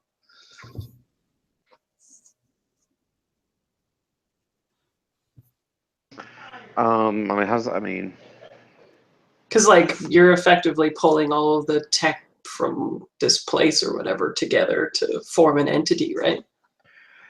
I think it's just summoning an earth elemental, right? And that's the way I envision it. Oh, okay. I was picturing something else. It does say though, like the primal spirits of this, right? So I don't know what are the primal spirits of this place. They could be something very different than like where I'm from, right? No, well, I mean, I think it would work just the way we think it does. Okay, you would okay. summon an earth elemental, right? Because if we're going by first edition D&D, the inner planes are connected to all the different planes, right? So. Right, exactly. I'm all about that. Typical elemental evil, even. So, the way the reason why I was thinking of some sort of earth elemental is because it would have some sort of form, right? That could be. Because the machine, maybe it's a greater chance of this machine being able to use it because it can, it can grasp onto it and hold it, imprisoned, right? Whereas some of these other elementals might not be, the machine might not be able to contain it, I guess. I don't think it matters. It's just sort of like a force field kind of thing that holds it. I don't think it matters one way or the other. So. Maybe I'm overthinking it. Okay, fine. Yeah. Let me just make the roll. We'll just figure it out. Master that elemental, bro. Ooh. Oh shit. It's a 7. Oh, it's a 7. Okay. What happens on a 7 to 9? Well, yeah. Choose one. I know. So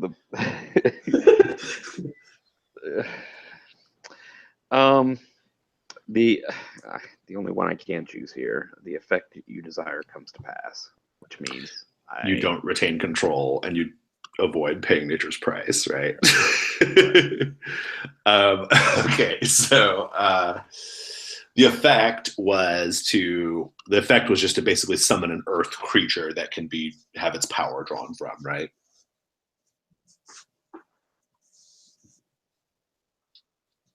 I can't hear you, Timothy. Oh, yeah. So I guess the question here is, and so maybe I need to hold off here until I get a little bit more information. When it says, so I was thinking that the device would imprison and control that, and that's the desired effect that I'm looking for. But if I need to pick, you retain control in order for quote unquote the device to contain it, then maybe I should pick that one. That's fine. Yeah, maybe go with that one. I think that's okay. Yeah. Okay. Good. And you're just going to pay a heavy nature's price, I think. So. Yeah. In the future. Yeah. So what does it look like? You want to make that? I think it's like some sort of like golem of some sort, right? Some formed earth formed creature. This is made out of the spirits and the energy of the earth.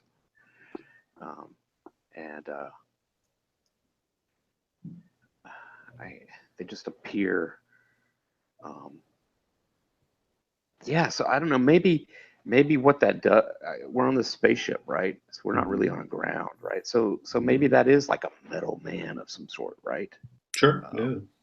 Yeah. So maybe that's what it is. Some sort of iron giant kind of thing, right? Like a sort of metallic golem thing. Yeah. And he pissed. Maybe even it's like an Iron Man kind of thing because it's got like this energy source in it, right?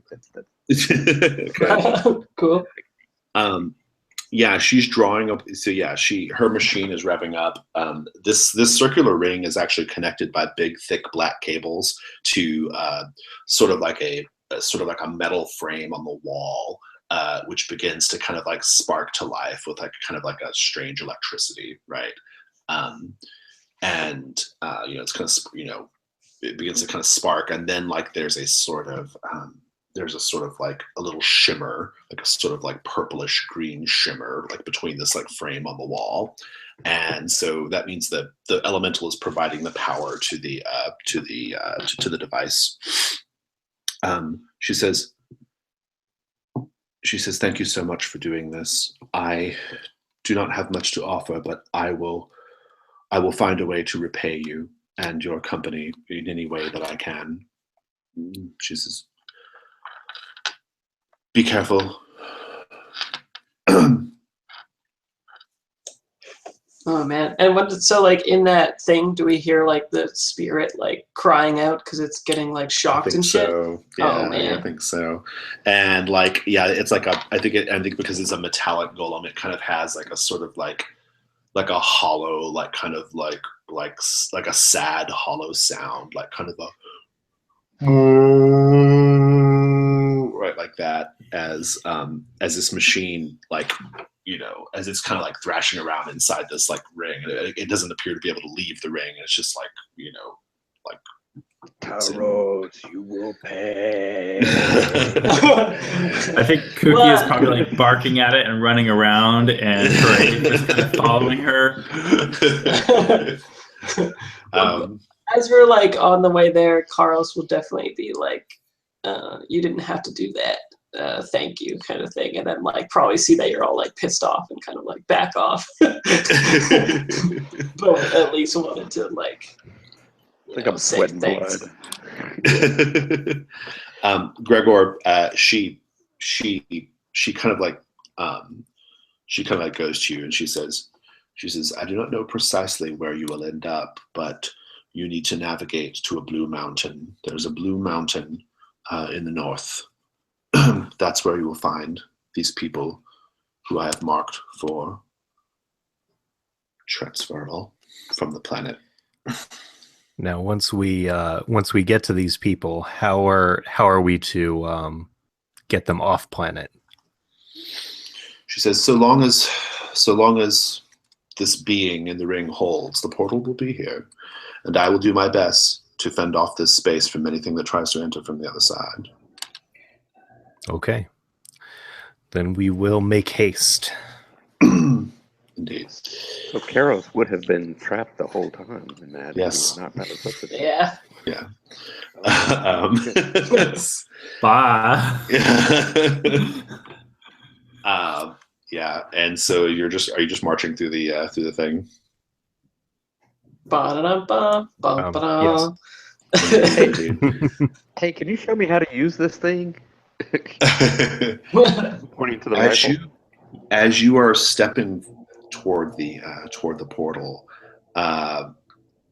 Karos, if you take your own hand, Fraser, and kind of like gently graze your fingers behind the hairs on the back of your neck, right? Yeah. You feel that. Karos feels fingers on the back of his neck like that. Oh shit! Like from the beast or whatever, right? Whatever it is.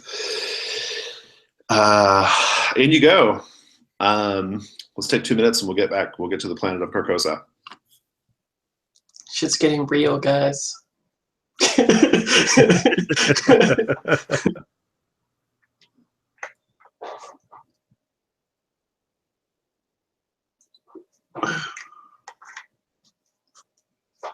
That is pretty cool, Tim. I can't hear you. Yeah, I think if I fill another role, he's gonna come hard with me. Yeah. Well, it'll probably be like something that waits until you're like back home, I think. Well, in another adventure this character was in, I used it. I think I think Gregor's character was in that one. I used a fire elemental, and then later, another time, I ended up basically getting cooked, and it almost killed me. So he comes pretty hard. He comes pretty hard with these grudges from these elementals. In the will too.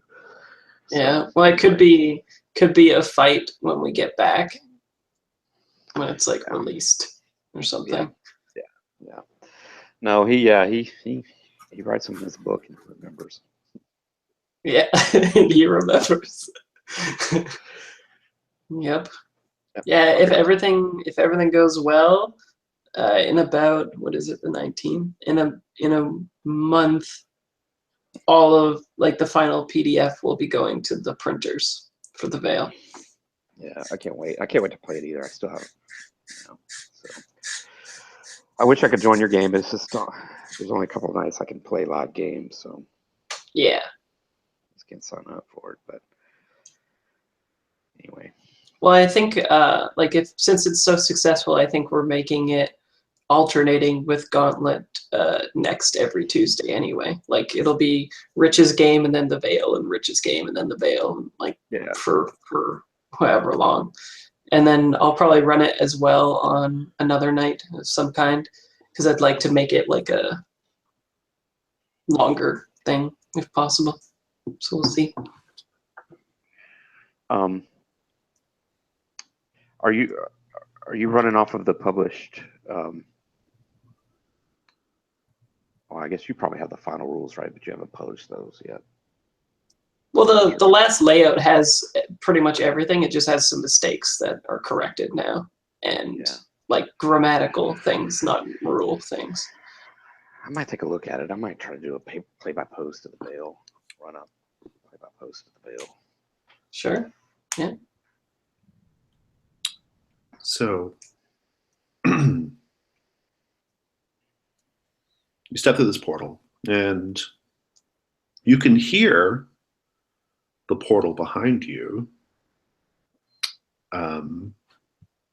crackling, shimmering and crackling, and you're in this strange terrain. I'd like for each of you to describe one thing about the alien geography of Carcosa that you notice.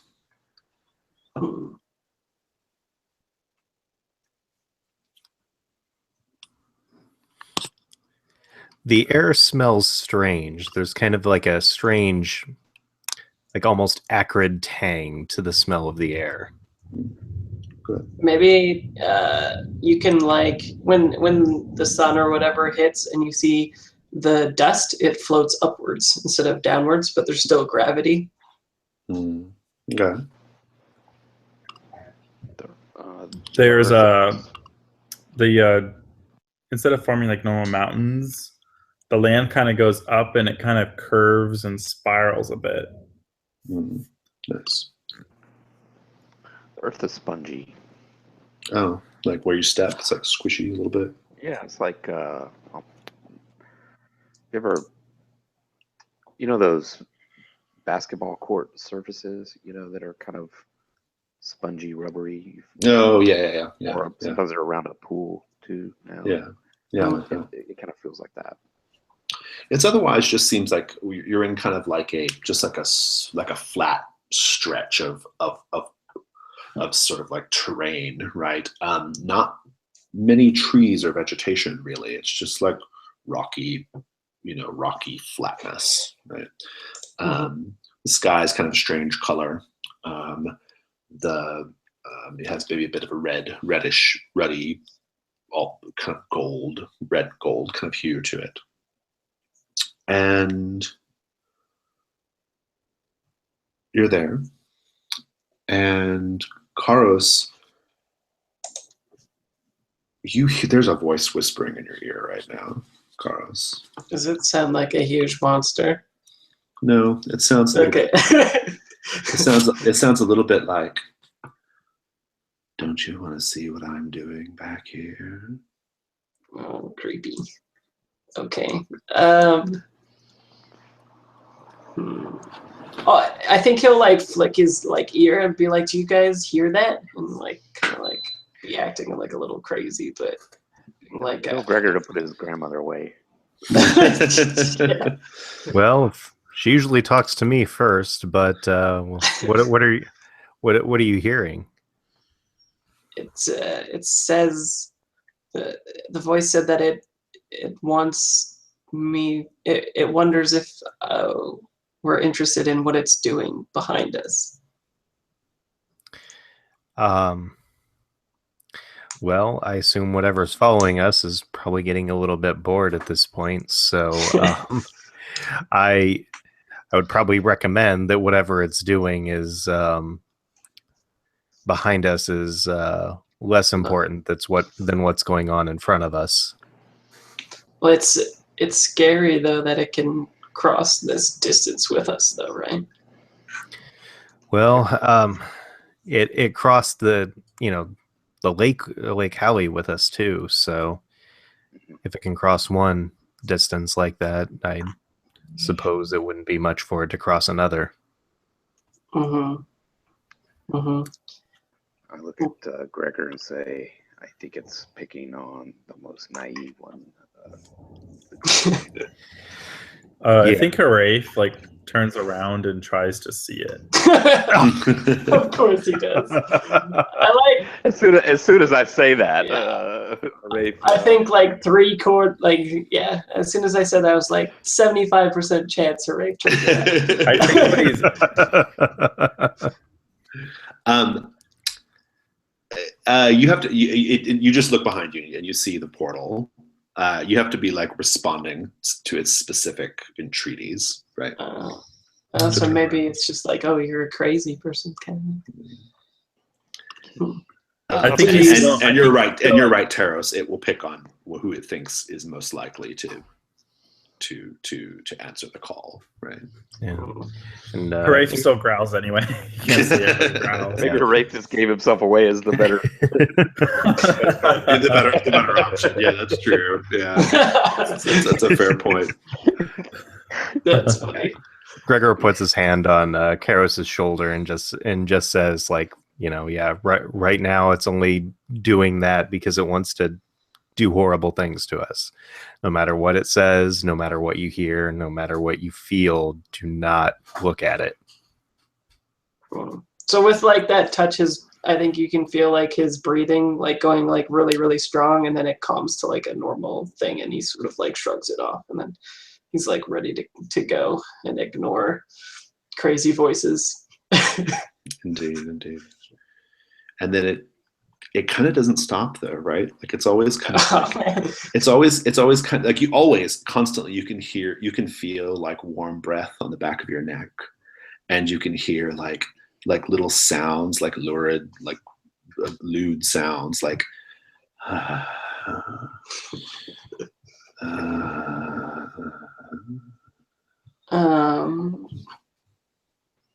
it just needles constantly. I want to. So a blue mountain. Maybe I start singing so I don't hear it. Yeah, that works. Mm-hmm. So Gregor, you're looking for a blue mountain, according to the Yellow Duchess. Yes. All right. Yeah. Do I see any in the distance? You do. Yeah, there is. Yeah, okay. She got you somewhat close. She got you probably like maybe 3 days journey close. So not super close, but close-ish. But you see it in the distance. As Philip described, like it kind of like this, it kind of rises up out of the earth, but it also has like a bit of a twist to it, right? And it's also like it looks a little bit like like it used to be a perfectly formed blue pyramid that's been kind of like grabbed and twisted up into a spiral, sort of. Right? And you see lots of little mountains like that. Yeah. Right. In varying shades. Yeah, I'll point out the mountain, and if anybody else didn't hear, I'll say that the Baroness instructed us to go towards the Blue Mountains. And during her like sort of instructions to you, which she didn't say it out loud, but we assumed a conversation took place, she doesn't actually know the precise nature of what is victimizing these people. There's also some indication that she exists on a slightly different time spectrum than everybody else too, because she was able to go back into the past of your company and plant things there that were not true, right? And there's a good chance that whatever she's seeing happening to these people has maybe not even come to pass yet. Okay, that's important. So she kind of exists in a weird temporal space. Okay. So yeah, also by the fact that unless the people of Carcosa are just really long lived, she should have been dead, like based off like, you know, just when she rescued the bone men, right? So Right. That's a pretty heavy concept to grasp. I think we're probably spending the 3-day journey to the Blue Mountain trying to describe and make Haraf understand.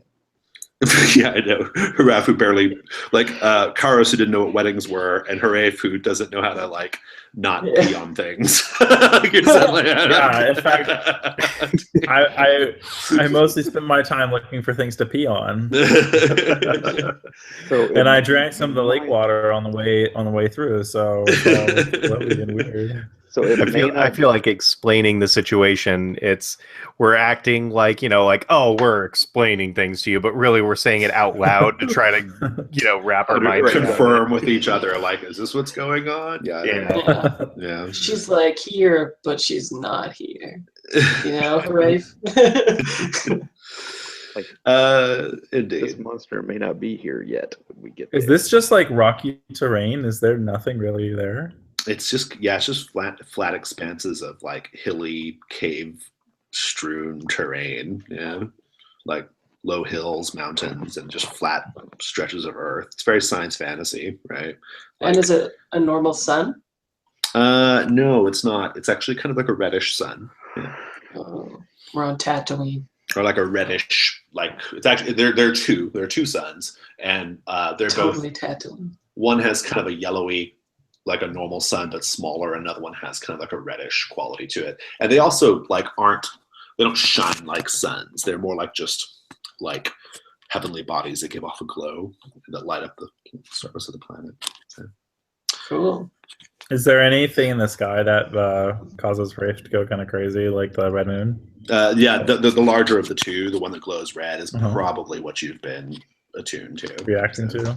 Yeah. So like occasionally, you guys find Rafe like cutting into his arm and playing with his blood. So what do you guys do when you see that happening? That's a good point. Somebody needs to react to that. No. I'm looking at your flags. You know what? When I see you doing that and playing with your blood, like as soon as you stop, I'll kind of tap you on the shoulder, tell you to stop, like sigh, roll my eyes, but like take, just I don't have any like straight up bandages, but I'll try to like put on, like wrap up your wounds as a way to keep you from bleeding out. I'm sure you of course rip them off or something like that, but he'll try to, it's like, all right, well, let's keep you from bleeding all over yourself. I think I just finally say, I'm going to put you in clothes if you don't stop it. Those are those things that I just tear up, right?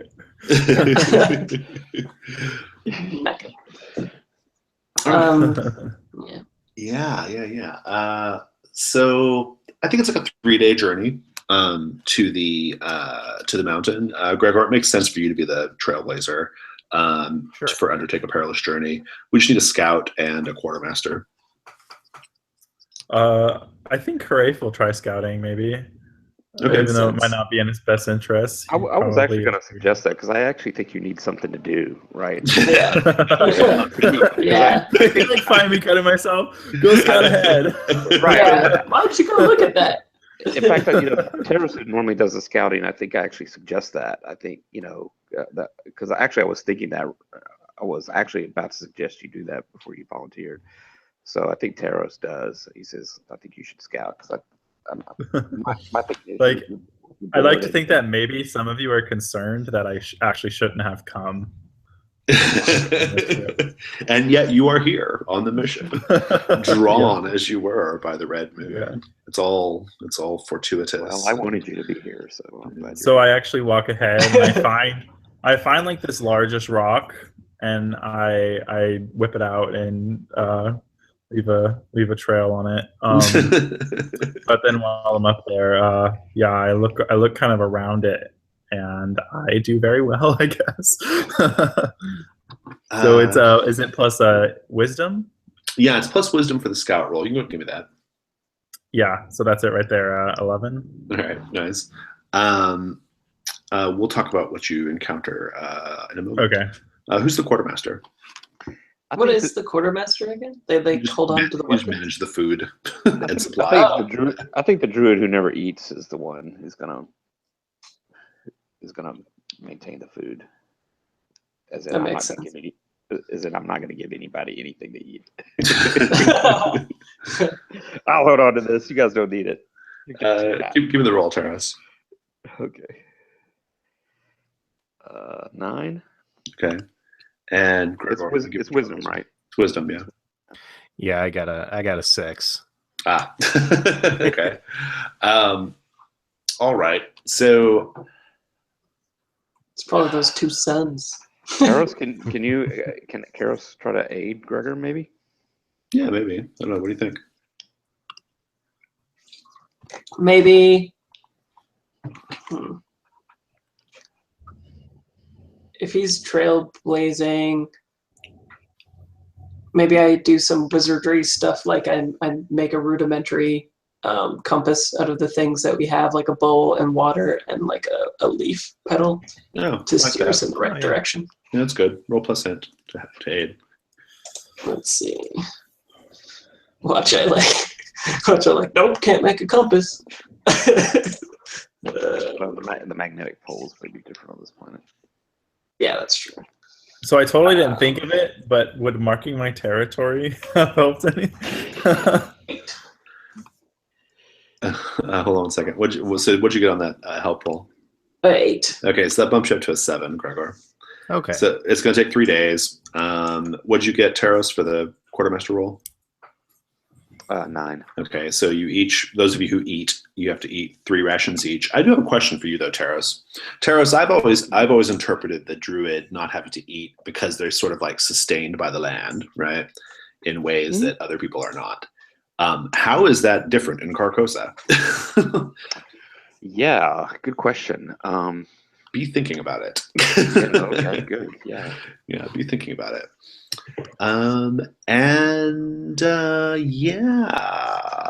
So you got hooray! If you got 10 plus, right, on your scout. Yeah, I did. Yeah. Okay. So in a 10 plus, that means you will get the jump on whatever you encounter in the wilderness, right? Because you get the jump on it, you can just choose to ignore it. You don't even have to do anything, or you can like try to overpower it or whatever and get a sneak attack or an ambush. But here's what you see.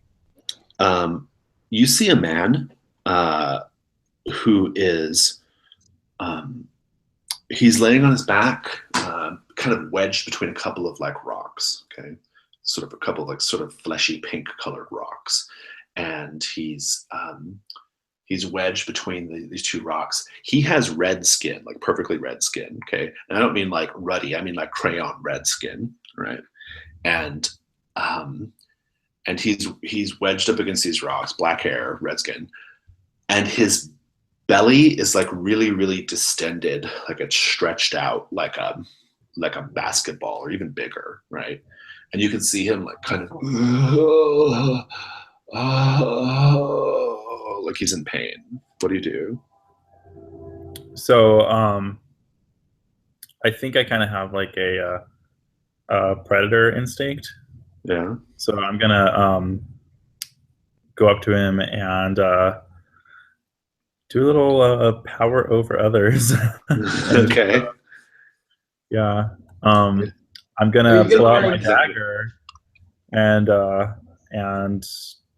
I approach him with my dagger out. Okay. kind of keeping low to the ground. He do you show yourself, or are you just like kind of sneaking up? I think I'm sneaking. Yeah. Okay, yeah, you can sneak up easily. So then what do you do? Because you have the jump here.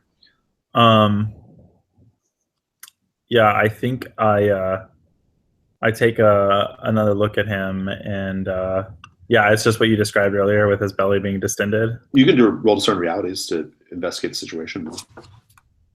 Okay.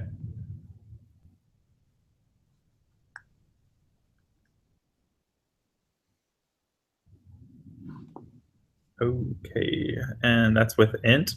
Yeah, wisdom. Oh, wisdom. Okay, so yeah, that's a 7. Okay, you could ask one question from the list. Let's see.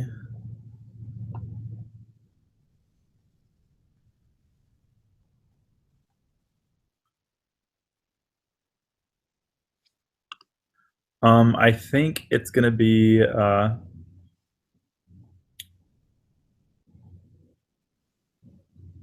what is about to happen. There's something growing inside of his stomach. It's about to burst out from it. Mm-hmm. Okay, so I think what Rafe does is he sees the stomach kind of moving and bursting, and I think he's just gonna stab his knife or his dagger right into it, into whatever that spot where he was like whatever it is growing. Yeah, he like jumps out from behind. You know, he was crouching low, kind of under the rocks, so the guy couldn't see him, and then he like jumps up and stabs him in the belly. Okay, nice. Give me a defy danger with strength.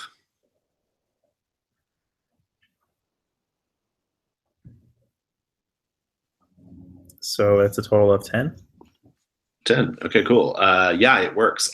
So you don't know what's in there, so let me describe it. You stab in there, and there's a you can feel your knife sticking into his belly, and whatever it is you stabbed, it's fleshy and thick, and you can see it and kind of feel it jerking around inside of his stomach, right? It eventually, like his stomach, the flesh of his stomach just rips open, and his viscera just sprays everywhere, and you pull out this basketball-sized lump of bloody gray flesh that has like little bat wings and a tail. And Okay. It's dead. So what color is his blood? His blood is red. Okay. All right. So I take the dead thing under my arm, and then I start cutting him up and taking pieces of his meat. All right. Are you letting the party know about it? Are you doing all this like while you're scouting ahead? Like they don't know? This is going to take me a bit of time, so I think they catch up with me. All right. You all catch up to Harafe cutting up this red man. What do you guys do? What happened here? Jesus. I found this. Want some? He like holds out some of the red meat. No, thank you. Carlos, the voice behind you says, "That looks so good." And as that happens, like Harafe doesn't hear it, but he like takes up some of the red meat and bites into it. Okay. That looks so delicious. Are you eating? Like, is he eating a person? He's eating this red man. Yes. I probably throw up, right? Is everyone? Yeah, like I think this would make you all sick, right? I mean, this is pretty gross. Yeah, this is not normal. I'll tell Harafe like I don't know where you're from, but where we are from, we don't just happen upon people and eat them. Yeah. He says, "Okay, all right. Well, what about this?" And he holds up the weird bat ball thing. And he says, I got it out of there, and he points to the stomach. We generally don't eat anything that we find other than games and like animals and things, right? What if it'll make you sick? What if it'll give you a disease? He takes another bite of the red meat. Okay. I was trying to do your civilized thing. We can't hear I don't you, think Tim. he knows. I don't think he knows Oh. what game is. I don't think he knows what diseases are. So I think that's when I come up and I just kind of slap it out of your hand. I say, "This is not approved rations for this trip. I have all the rations. You're cheating on the ration diet. Stop." do you give him like some other food or something? Yeah, I think maybe so. I'm like, oh, he must have been hungry. I didn't realize I was just kind of hanging on to this. Gregor, you hear and you look above you and you see one of these round, gray, fleshy balls with wings and kind of like little tails, like dive bombing down toward you. What do you do? Oh shit. Yeah, as soon as I see it kind of dive bombing towards us, you know what? I'll actually just try to I'll try to move aside and then grab it by its like its wings and tail and try to kind of wrestle it to the ground. Nice. Do a defy danger. It's not much stronger than you, so we'll make a dexterity, see if you can catch it. All right. Whoa. 10. 10. You do. Yeah, so describe it. Yeah, so it it kind of dive bombs and kind of comes right towards me, and Gregor just kind of I don't even think he means to because he's not very dexterous. So I think he initially kind of plans to get it head on, but he kind of trips a bit and like grabs onto it as he kind of falls down. And so now he's kind of on the ground with it, like, just holding it down, like on top of it. It's kind of struggling. Nice. You hear a more fluttering of wings. There are about 3 more in the sky, diving down at you all. Taros, what do you do? I think I'm gonna shift. Into what? I'm gonna shift into I'm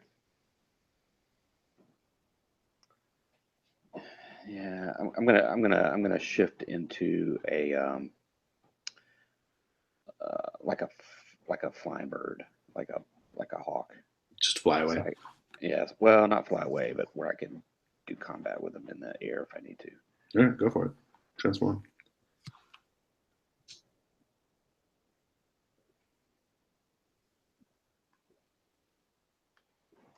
So that's 8 + 3, 11. Okay, cool. You are in the air. Carlos, what do you do? I wanna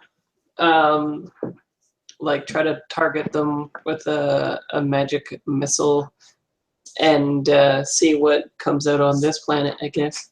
You're gonna blast one of them. Yeah. Go for it. Oh, of course not. 5. Magic is good. no good Mark on an this planet. Mark an XP. One of them dives down. You're getting ready to cast your spell, and before you can get it off, this thing it kind of swoops down with its leathery bat wings and wraps its long whip-like tail around your body and begins and basically it just hoists you up. You realize now they don't even flap their wings to fly. They just have vestigial wings. They just fly. And it is pulling you up into the air. But importantly, the tip of its little leathery whip-like tail is spraying white fluid in your face and desperately trying to jam it into your mouth. It's just gross. It's just poking and spraying. This is definitely meant for the barbarian. Harafe, what do you do when you see that Karos is in trouble? I'm gonna try and jump on this thing.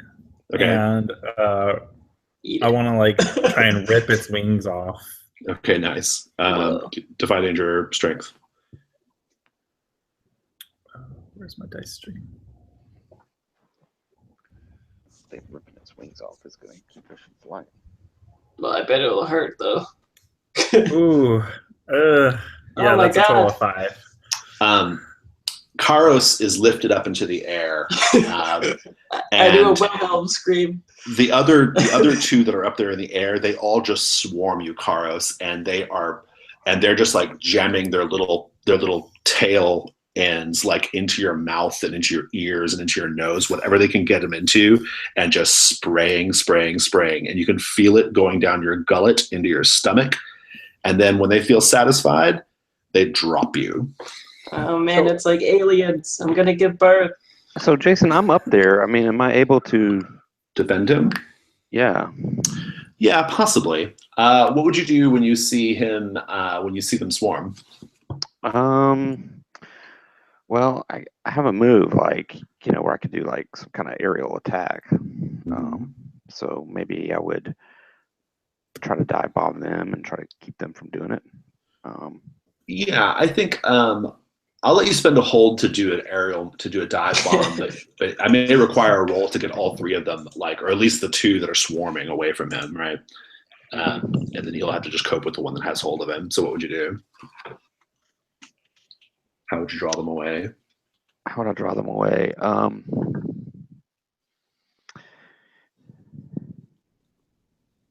Well, actually, I could spin a hold on a move called like pull something aloft. So maybe I grab a hold of them and just pull them off and would that work? Well, so I think it's just the fact that there are 3 of them is the problem, right?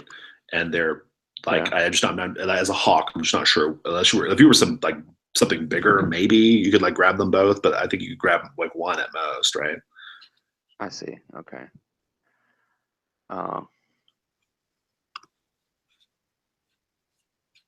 Oh, maybe I.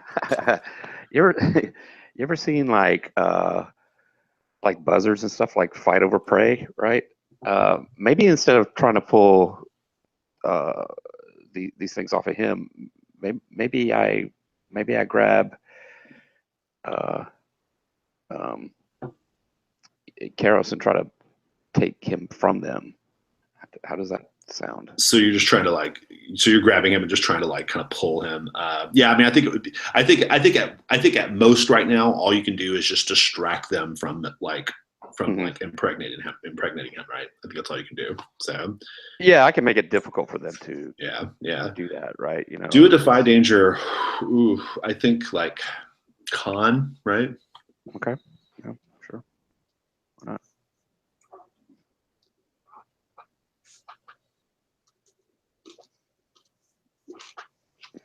Yeah. All right. You're it's 11. You are flailing around. You're pulling at him. You see the little tails just poking and spraying, just trying to. They don't even know what they're spraying into. They just look for orifices and try to get their fluid in there. They'll try to get you too. They're happy to spray at you too, bird. They don't care. But describe the scene. How are you keeping Karos out of the danger zone at this moment, at least? Yeah, I think I kind of flew and kind of sitting on his face, so to speak, right, and kind of making it where it's tough for them to kind of get in there and push things up his nose, down his throat, that sort of thing. And I'm fighting them with my beak and my claws, and they're poking around, and it's just like this free fall between birds trying to who's going to get the prey, right? So I can't. I don't think I can keep this up forever, right? I mean, because there's too many of them, right? Karos, you're up in the air. I'll give you a chance to react here. What would you do? Yeah. Just try to free yourself. Maybe I try to surprise them and turn myself invisible. Oh, that's an interesting idea. I think casting the spell might be tricky just because you're being like kind of wrestled around. But I'll let you do it. I think it just might be a big blowback if you fail, right? Well, there's a good chance. 8. 8. All right. Which do you choose?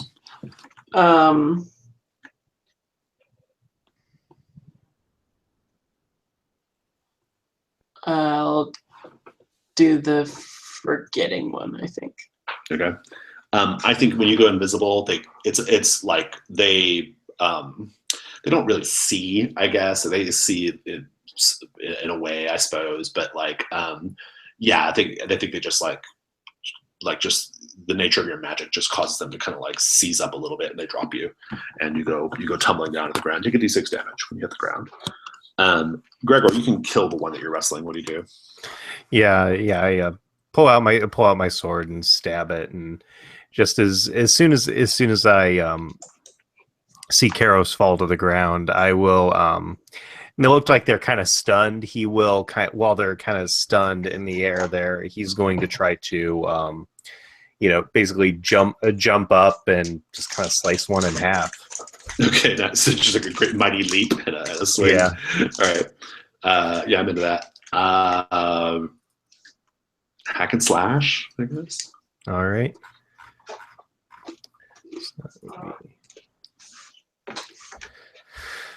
8.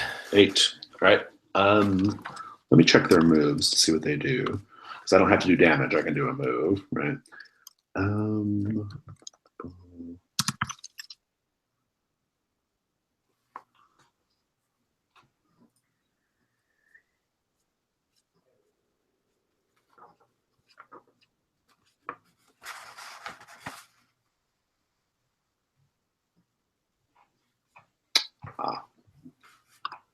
Let me read hack and slash real quick. Oh, it just says the enemy's attack. Yeah, just go with the attack. That's fine. Yeah. So anyway, yeah. So go ahead and just like they just do like a tail slash that does a D4 with 1 piercing. But otherwise, yeah, you can go ahead and hit it. Okay. Well, I'll roll their damage first. Sure. So it's 3. So that's a 1 piercing. So so I take the 1 point of damage. Sweet. With what's left of my armor. Awesome. And how much do you do to it? 8, 10. 10. That kills it. You know, describe that. Yeah, he kind of tries to jump up, but doesn't quite get quite as high, and the tail kind of slashes him and gets him a bit. It gets him a bit on the shoulder, but with the tail coming down, he's actually able to grab the tail and then just stab into the body of drive the the thing. sword right into Yeah. it. Nice. All right. Hooray for the barbarian. What do you do? So last thing that happened was I tried to jump on this thing and I completely missed it, right? Yeah, you just kind of fell, tumbled to the ground a little bit. So how many of them are there left now? There are 2 left, and they're presently just tangling with Taros in hawk form. Okay, so I think I'm going to they're about 10, about 15 feet off the ground. How high are they? They're 10, 15 feet? About 10 to 15 feet, yeah. Okay. Yeah, I think I'm going to take my knife and try and throw it at them. All right, nice. Roll volley. That's plus dex. Yep. Okay, that works. That's 12. That works. Roll your damage.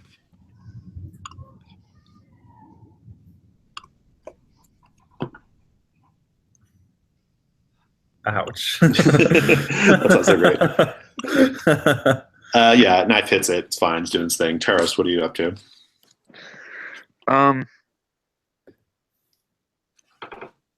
10 or 15 feet off the ground, you say?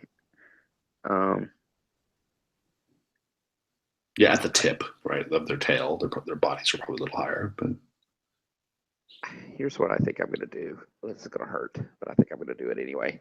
I think I'm going to shift back into my human form and just like fall to the ground, and I'm going to try to grab their tails and bring them with me.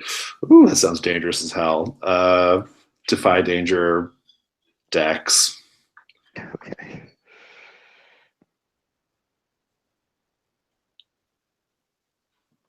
Cool. Sorry, friend. Can I use like unseen servant to grab him? There's no aid here. He's missed and missed. That all works. You grab them, you fall down, you take them down to the ground, they're batting their wings on the ground and kind of flopping around their little like fleshy weird bodies. But those tails have an imperative. Like they're like the brain of this thing, and they just like jam, like they just kind of like slide right down your throat and pump away. And you are filled. But Gregor and Ray, if you can just stab these things to death, they don't care. I mean, I'm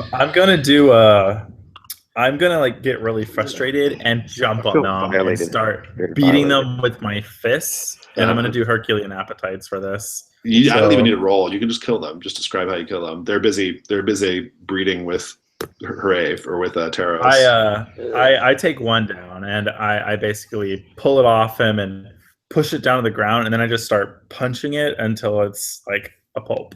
Nice. Gregor, what about the other one?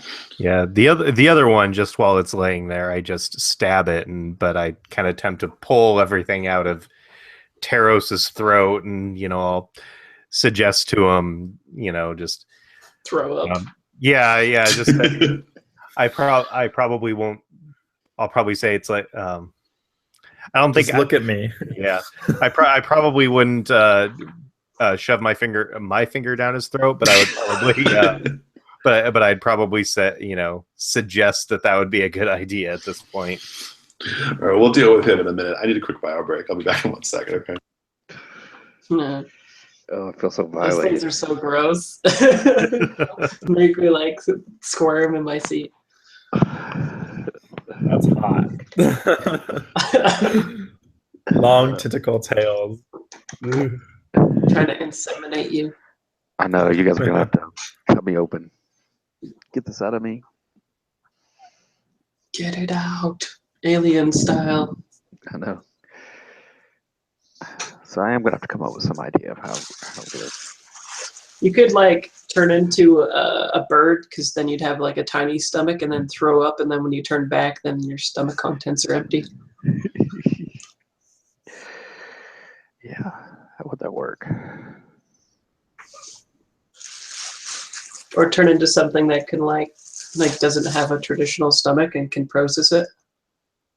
Like a snake? Yeah, like a snake.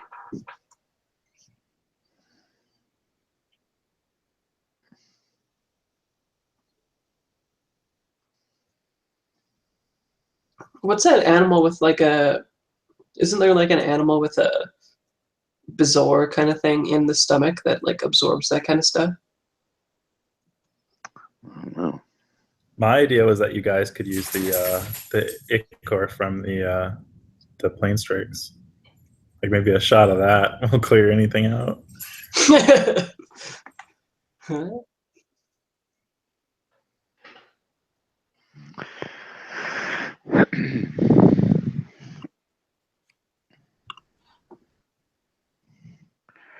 I wonder if I've got this antitoxin. I wonder if he'll let me use that as a means to.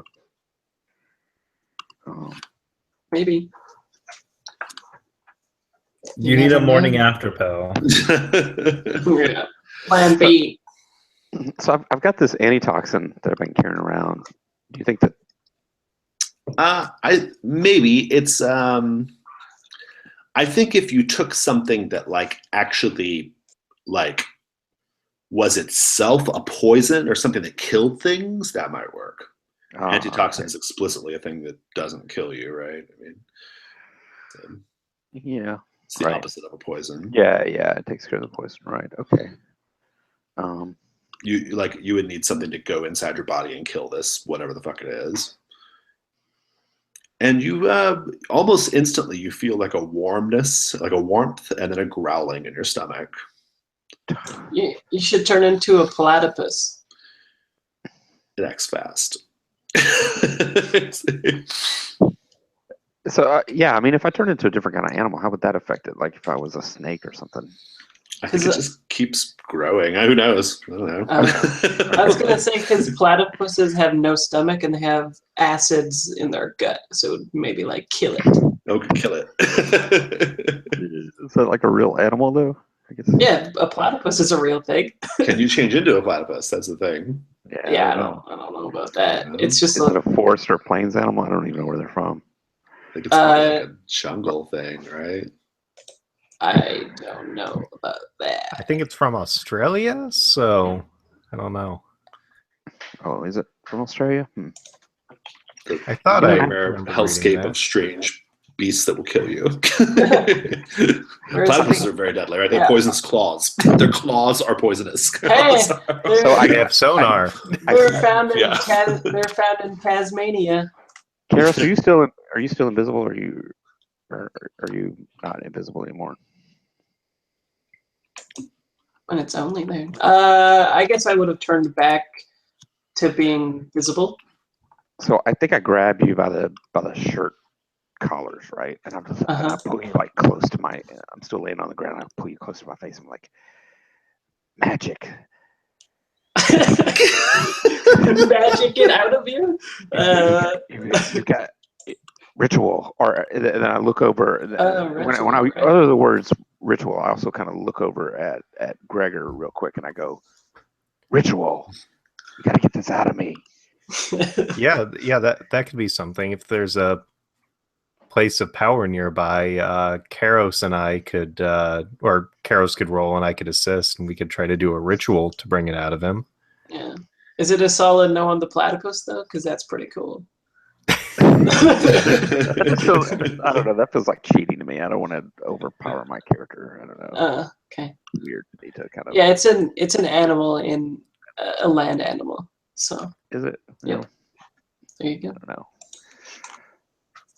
So I feel like there's a this thing is going to grow in your stomach, right?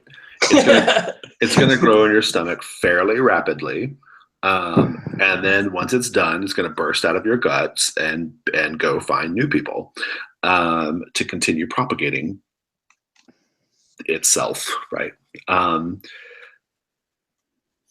Welcome to Carcosa. You don't have a huge amount of time here, so ritual might be a little too time consuming, but there may be like something a little faster, like some fast magic you can kind of whip up. I'm open to almost anything. I just think that the basic danger is you're like trying to draw something out of Taros's guts, right? Which has its own problems and complications. So I guess, and none of us have any healing magic, do we? I have healing magic. I mean, we could, while it's still small, we could try to cut it out and then use healing magic to, so it's not blood and viscera everywhere. It's just, cutting in, pulling something surgery out, on Taros. Yeah. What about pulling out a softball instead of a basketball? Right. What if, like, I don't know if spirits can be tangible at all, but what if I, like, summoned spirit and then it, like, reached down his throat and, like, grabbed it and pulled it out kind of thing? Maybe ask your friend to cool. Would Unseen Servant be able to do that? These are all very interesting ideas. I think it's... I'm open to almost anything. I thought it would be cool to do summon spirit because you guys don't know that I, like, contact the wizard order like that, so I'd be kind of, like showing you like about the wizard order, and then asking them to like save you by like pulling this thing out of you with its spirit hand or something. I think it's cool. Do I risk summoning another elemental to air elemental? Well, no, it's not anything like that. It's a normal spirit. You pull that creature through the plains just close enough to speak to you. It is bound to answer any one question. So I don't know if it's like got a substance or something though. Yeah, I mean, we might be able to fiddle with it, like to say that maybe you then like parlay with it to maybe get it to, do this thing for you. It's kind of a ritual, right? Essentially, Yeah, it's happening. sure. Here. Maybe Nerva too, right? Yeah, that's true. Yeah. So those are both options. If it doesn't work out with with the spirit, because I never roll well anyway. I think maybe what we should do is just I'll magic missile you, and then I'll heal you. It'll be fine. So, what do you guys want to do? What's the most interesting thing to everybody? Could let Hooray eat it out of Taros'. Oh God! No. A C-section of Sounds sorts. good. I guess, Karos, you could probably try to, because we haven't seen you summon a spirit yet. You could try to do that, and if that goes poorly, the surgery is another option, I guess. Yeah. Okay. Well, Hey, I've let's already try taken one of these things out of a guy. It's true. It's true. Rafe has done this, so yeah, and that guy's doing nice, like very well. One thing maybe I could do to maybe help this, if it comes down to a surgery, is I could maybe shapeshift into like a bigger animal, like. Oh, okay. And what if you shapeshifted into like a worm or a snake?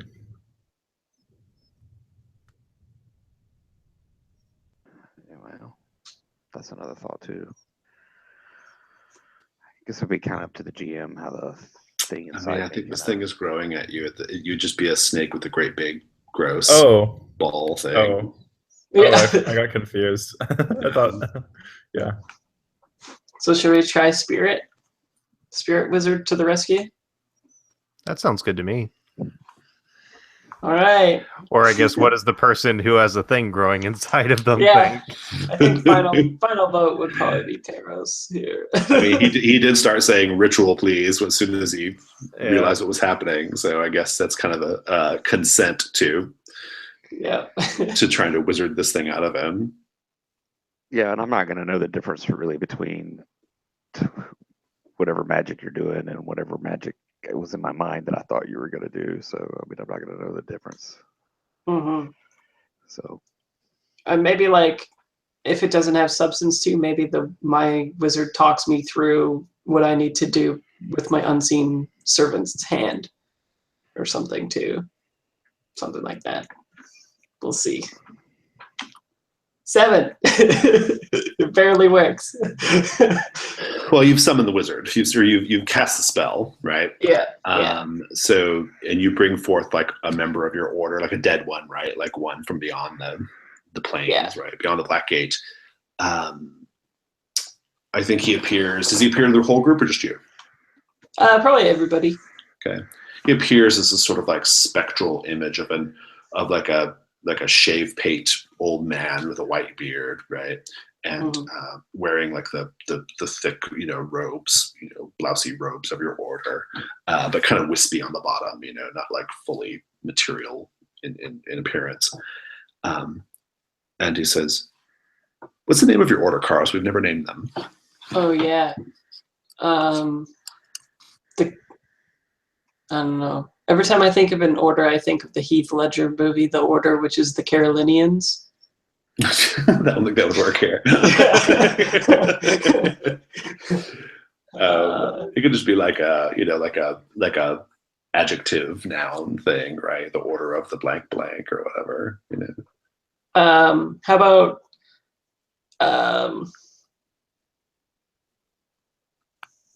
maybe just something to do with knowledge, like the order of the hidden something, or the what's their primary focus? Like, what do they do? What's their motivating? What motivates them? I think they are like a library, and they try to accumulate as much knowledge as possible. So it'd be like the opposite of an iconoclast.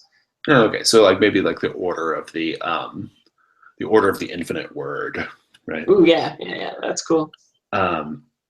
So the spirit appears and he says, "Karos of the infinite word, what question would you have me answer? What knowledge do you seek from our eternal archive? How can we safely remove this creature growing in the belly of our friend Teros?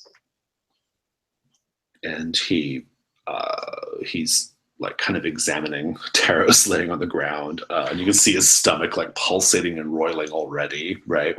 Yeah. And he says, do you want to try to like maybe convince him to do it, like in some sort of spirit way, like reach in there and like kill it or something? Or yeah, sure. I'll be like, please help my friend. He has something foreign growing in his insides. He says, roll parlay. We'll see if he has it. What is that? Is that wisdom? It's charisma, actually. Oh, charisma. Is that good? Okay, well, it's 0. So we'll see. Roll 2d6. 8. 8. So he's going to ask you to make a promise. And you're going to have to give him some concrete assurance of your promise. And here's what he wants. He says, I will do this thing. I will save your friend, even though his life is of no importance to me or the order of the infinite word. In exchange, you will destroy the yellow witch who brought you to this place. And I'm like, yes, anything. Help him. What is your concrete assurance? Is it like an oath that your order swears to indicate you're not lying, that you're going to do a thing? Yeah, maybe it, like, as I agree, it gets like a new tattoo gets like like tattooed a contract on, type thing. Yeah, like over my heart too. Nice. It just like writes itself, and then it signs my name for me or something like that. Indeed. And he just like thrusts his spectral hand deep into Teros's stomach, and Teros, you just kind of you hear the creature inside you like kind of wail a death wail, like, and then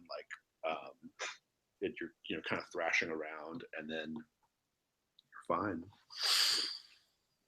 Then I pass it after a day or two. After a while, yeah. And after a while, your stomach, your organs will just dissolve it and break it down, and you don't want to look at your dump the next day, man. So you asked me earlier how I was going to eat, in this. You're satiated by this creature. So this was my long contrived way of answering your question. Oh, gross. Grotesque. I like how all the grossness is catching up to me. Yes, it's all very gross. Yeah, it's all very good. This is why you're here, truly. Incidentally, I do need 9 total spent rations for the journey. So for everybody else, so you guys need to erase 3 each. If you don't have 3, you need to beg and borrow from your companions. Yeah, is this 9 so far, or 9 for the 3 days that we're going there? It's 9 for the whole journey. Yeah. So we used just 3 each. Yeah, 3 each for the whole journey. Yeah, so I did that. Remember when we picked up killed the red man meat and the yours is satisfied. Don't worry. Remember how I ate that person? Am I full?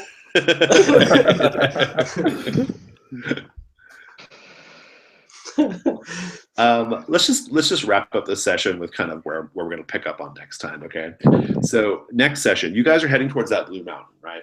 You get within you're going to get within maybe an 1/8 to 1/4 of a mile away from the base of it. Okay, and you will find yourselves surrounded, not really ambushed. They're not like super hostile right away, but you find yourself surrounded by a circle of blue men and women who are riding dinosaurs, like triceratops and things like that. And these dinosaurs are kind of like cyber dinosaurs, so they have like, headgear and stuff, and like mechanical legs and things like that. and chromish, chrome-colored legs. And their leader, who you'll encounter next time, she is a very, very powerful-looking, muscular, blue-skinned woman riding on a T-Rex that has a sort of like VR-looking headset over its eyes, and and a gold tooth. Yeah. But despite its all improvements, still stubby arms. This is the welcoming party to the Blue Mountain. Okay, these are the people who come out to greet you, and we'll deal with them next time. If it takes 3 days, does that mean we heal up and make camp and stuff? You do not. No, you only heal when you do because you're assumed to be under duress from travel, right? So, okay. Yeah. So let's do the end of session move. So did I take any damage? I didn't take any damage from any of all that. Okay. You did not. We took 1 damage from the poison cast. I got that, but and I fell. Not the visceral breeder, no. Yeah. Would we have known,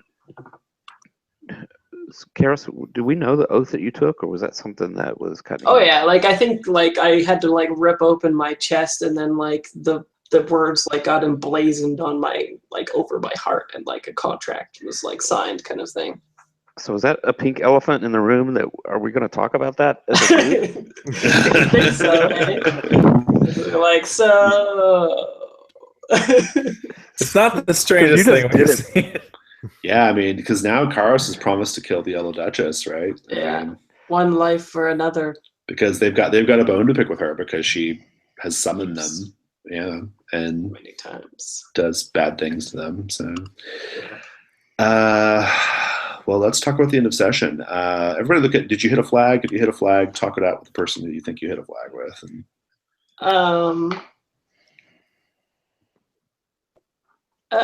Well, Timothy, I think, did the undue harm.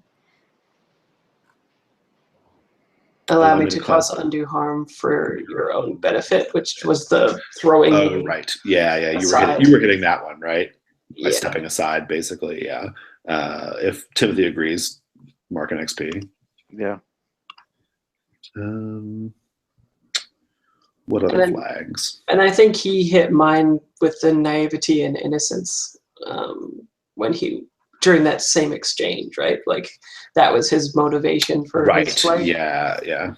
I perceived it that way. I guess it's up to you guys. And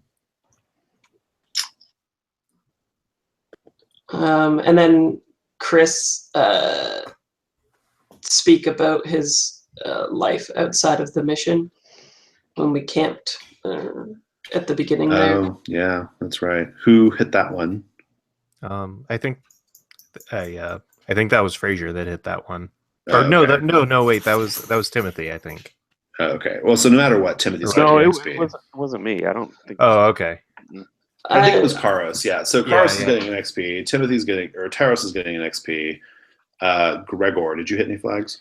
I think I might have hit Karos's when information presents itself that's taken for granted, fill me in.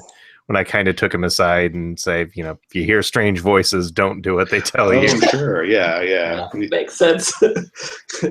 Cool. Harif, did you hit any flags? I don't think I hit any. Right. Let's go to the next thing. Let's look at alignment statements. Norwich. I never gave you a barbarian question, Rafe. We'll get it next time. Eschew a convention of the civil. Yeah, you started eating a person, so go ahead and mark an XP. Even though they were a red person, they are still human. They're just red. Yeah. They tasted they didn't taste any different than other humans you've probably eaten. So, Gregor, defend those weaker than you. Yeah, I feel that because you were kind of looking out. You were kind of looking out for Karos a lot this session. I need it. Yeah. Yeah, I guess you could argue like when telling him not to look around, he was defending him and also just assisting him in the. I think in the battle. Yeah, for sure. Taros, destroy symbol. I'm not quite feeling that one, unless you have something in mind. No. And Karos, what yours is discover a magical mystery, right? Discover something about a magical mystery. Yeah, you solved this. Remember, you had heard a rumor about the Yellow Duchess binding people of your order, right? Yeah. That's confirmed. That was a thing. So go ahead and mark a XP there. Enslaving the wizards. Yeah, and then the two of the rumors were true. The only rumor that was not true was that she's from Povoja. So unless she is somehow, but I don't think so. Yeah. Out of time and space. Let's look at group questions. Did we learn something new and important about the world?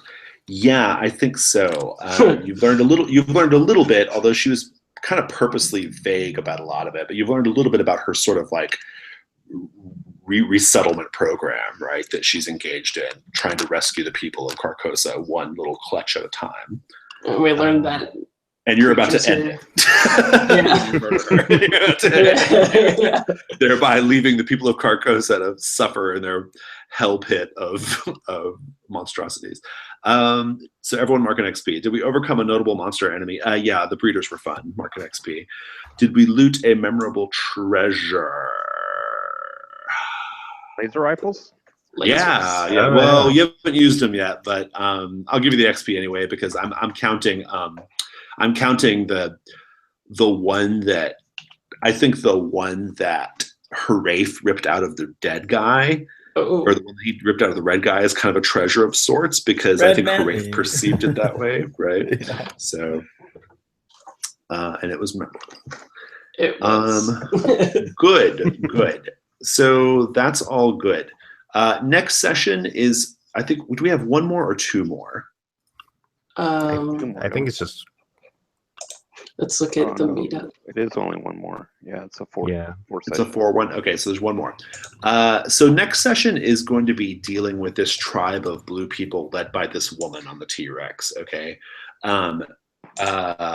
this is she's an interesting character, and I think a lot of the session is going to revolve around like you guys just kind of interacting with her and negotiating with her and maybe trying to warn her of trouble, right? I think that's kind of where I foresee it. I don't think this is going to be really a situation of like you guys have to go kill a monster or something, right? I think it's going to be more of you're like delivering a warning. Yeah, something's coming. You guys need to pack your shit up and come with us, right? That kind of thing.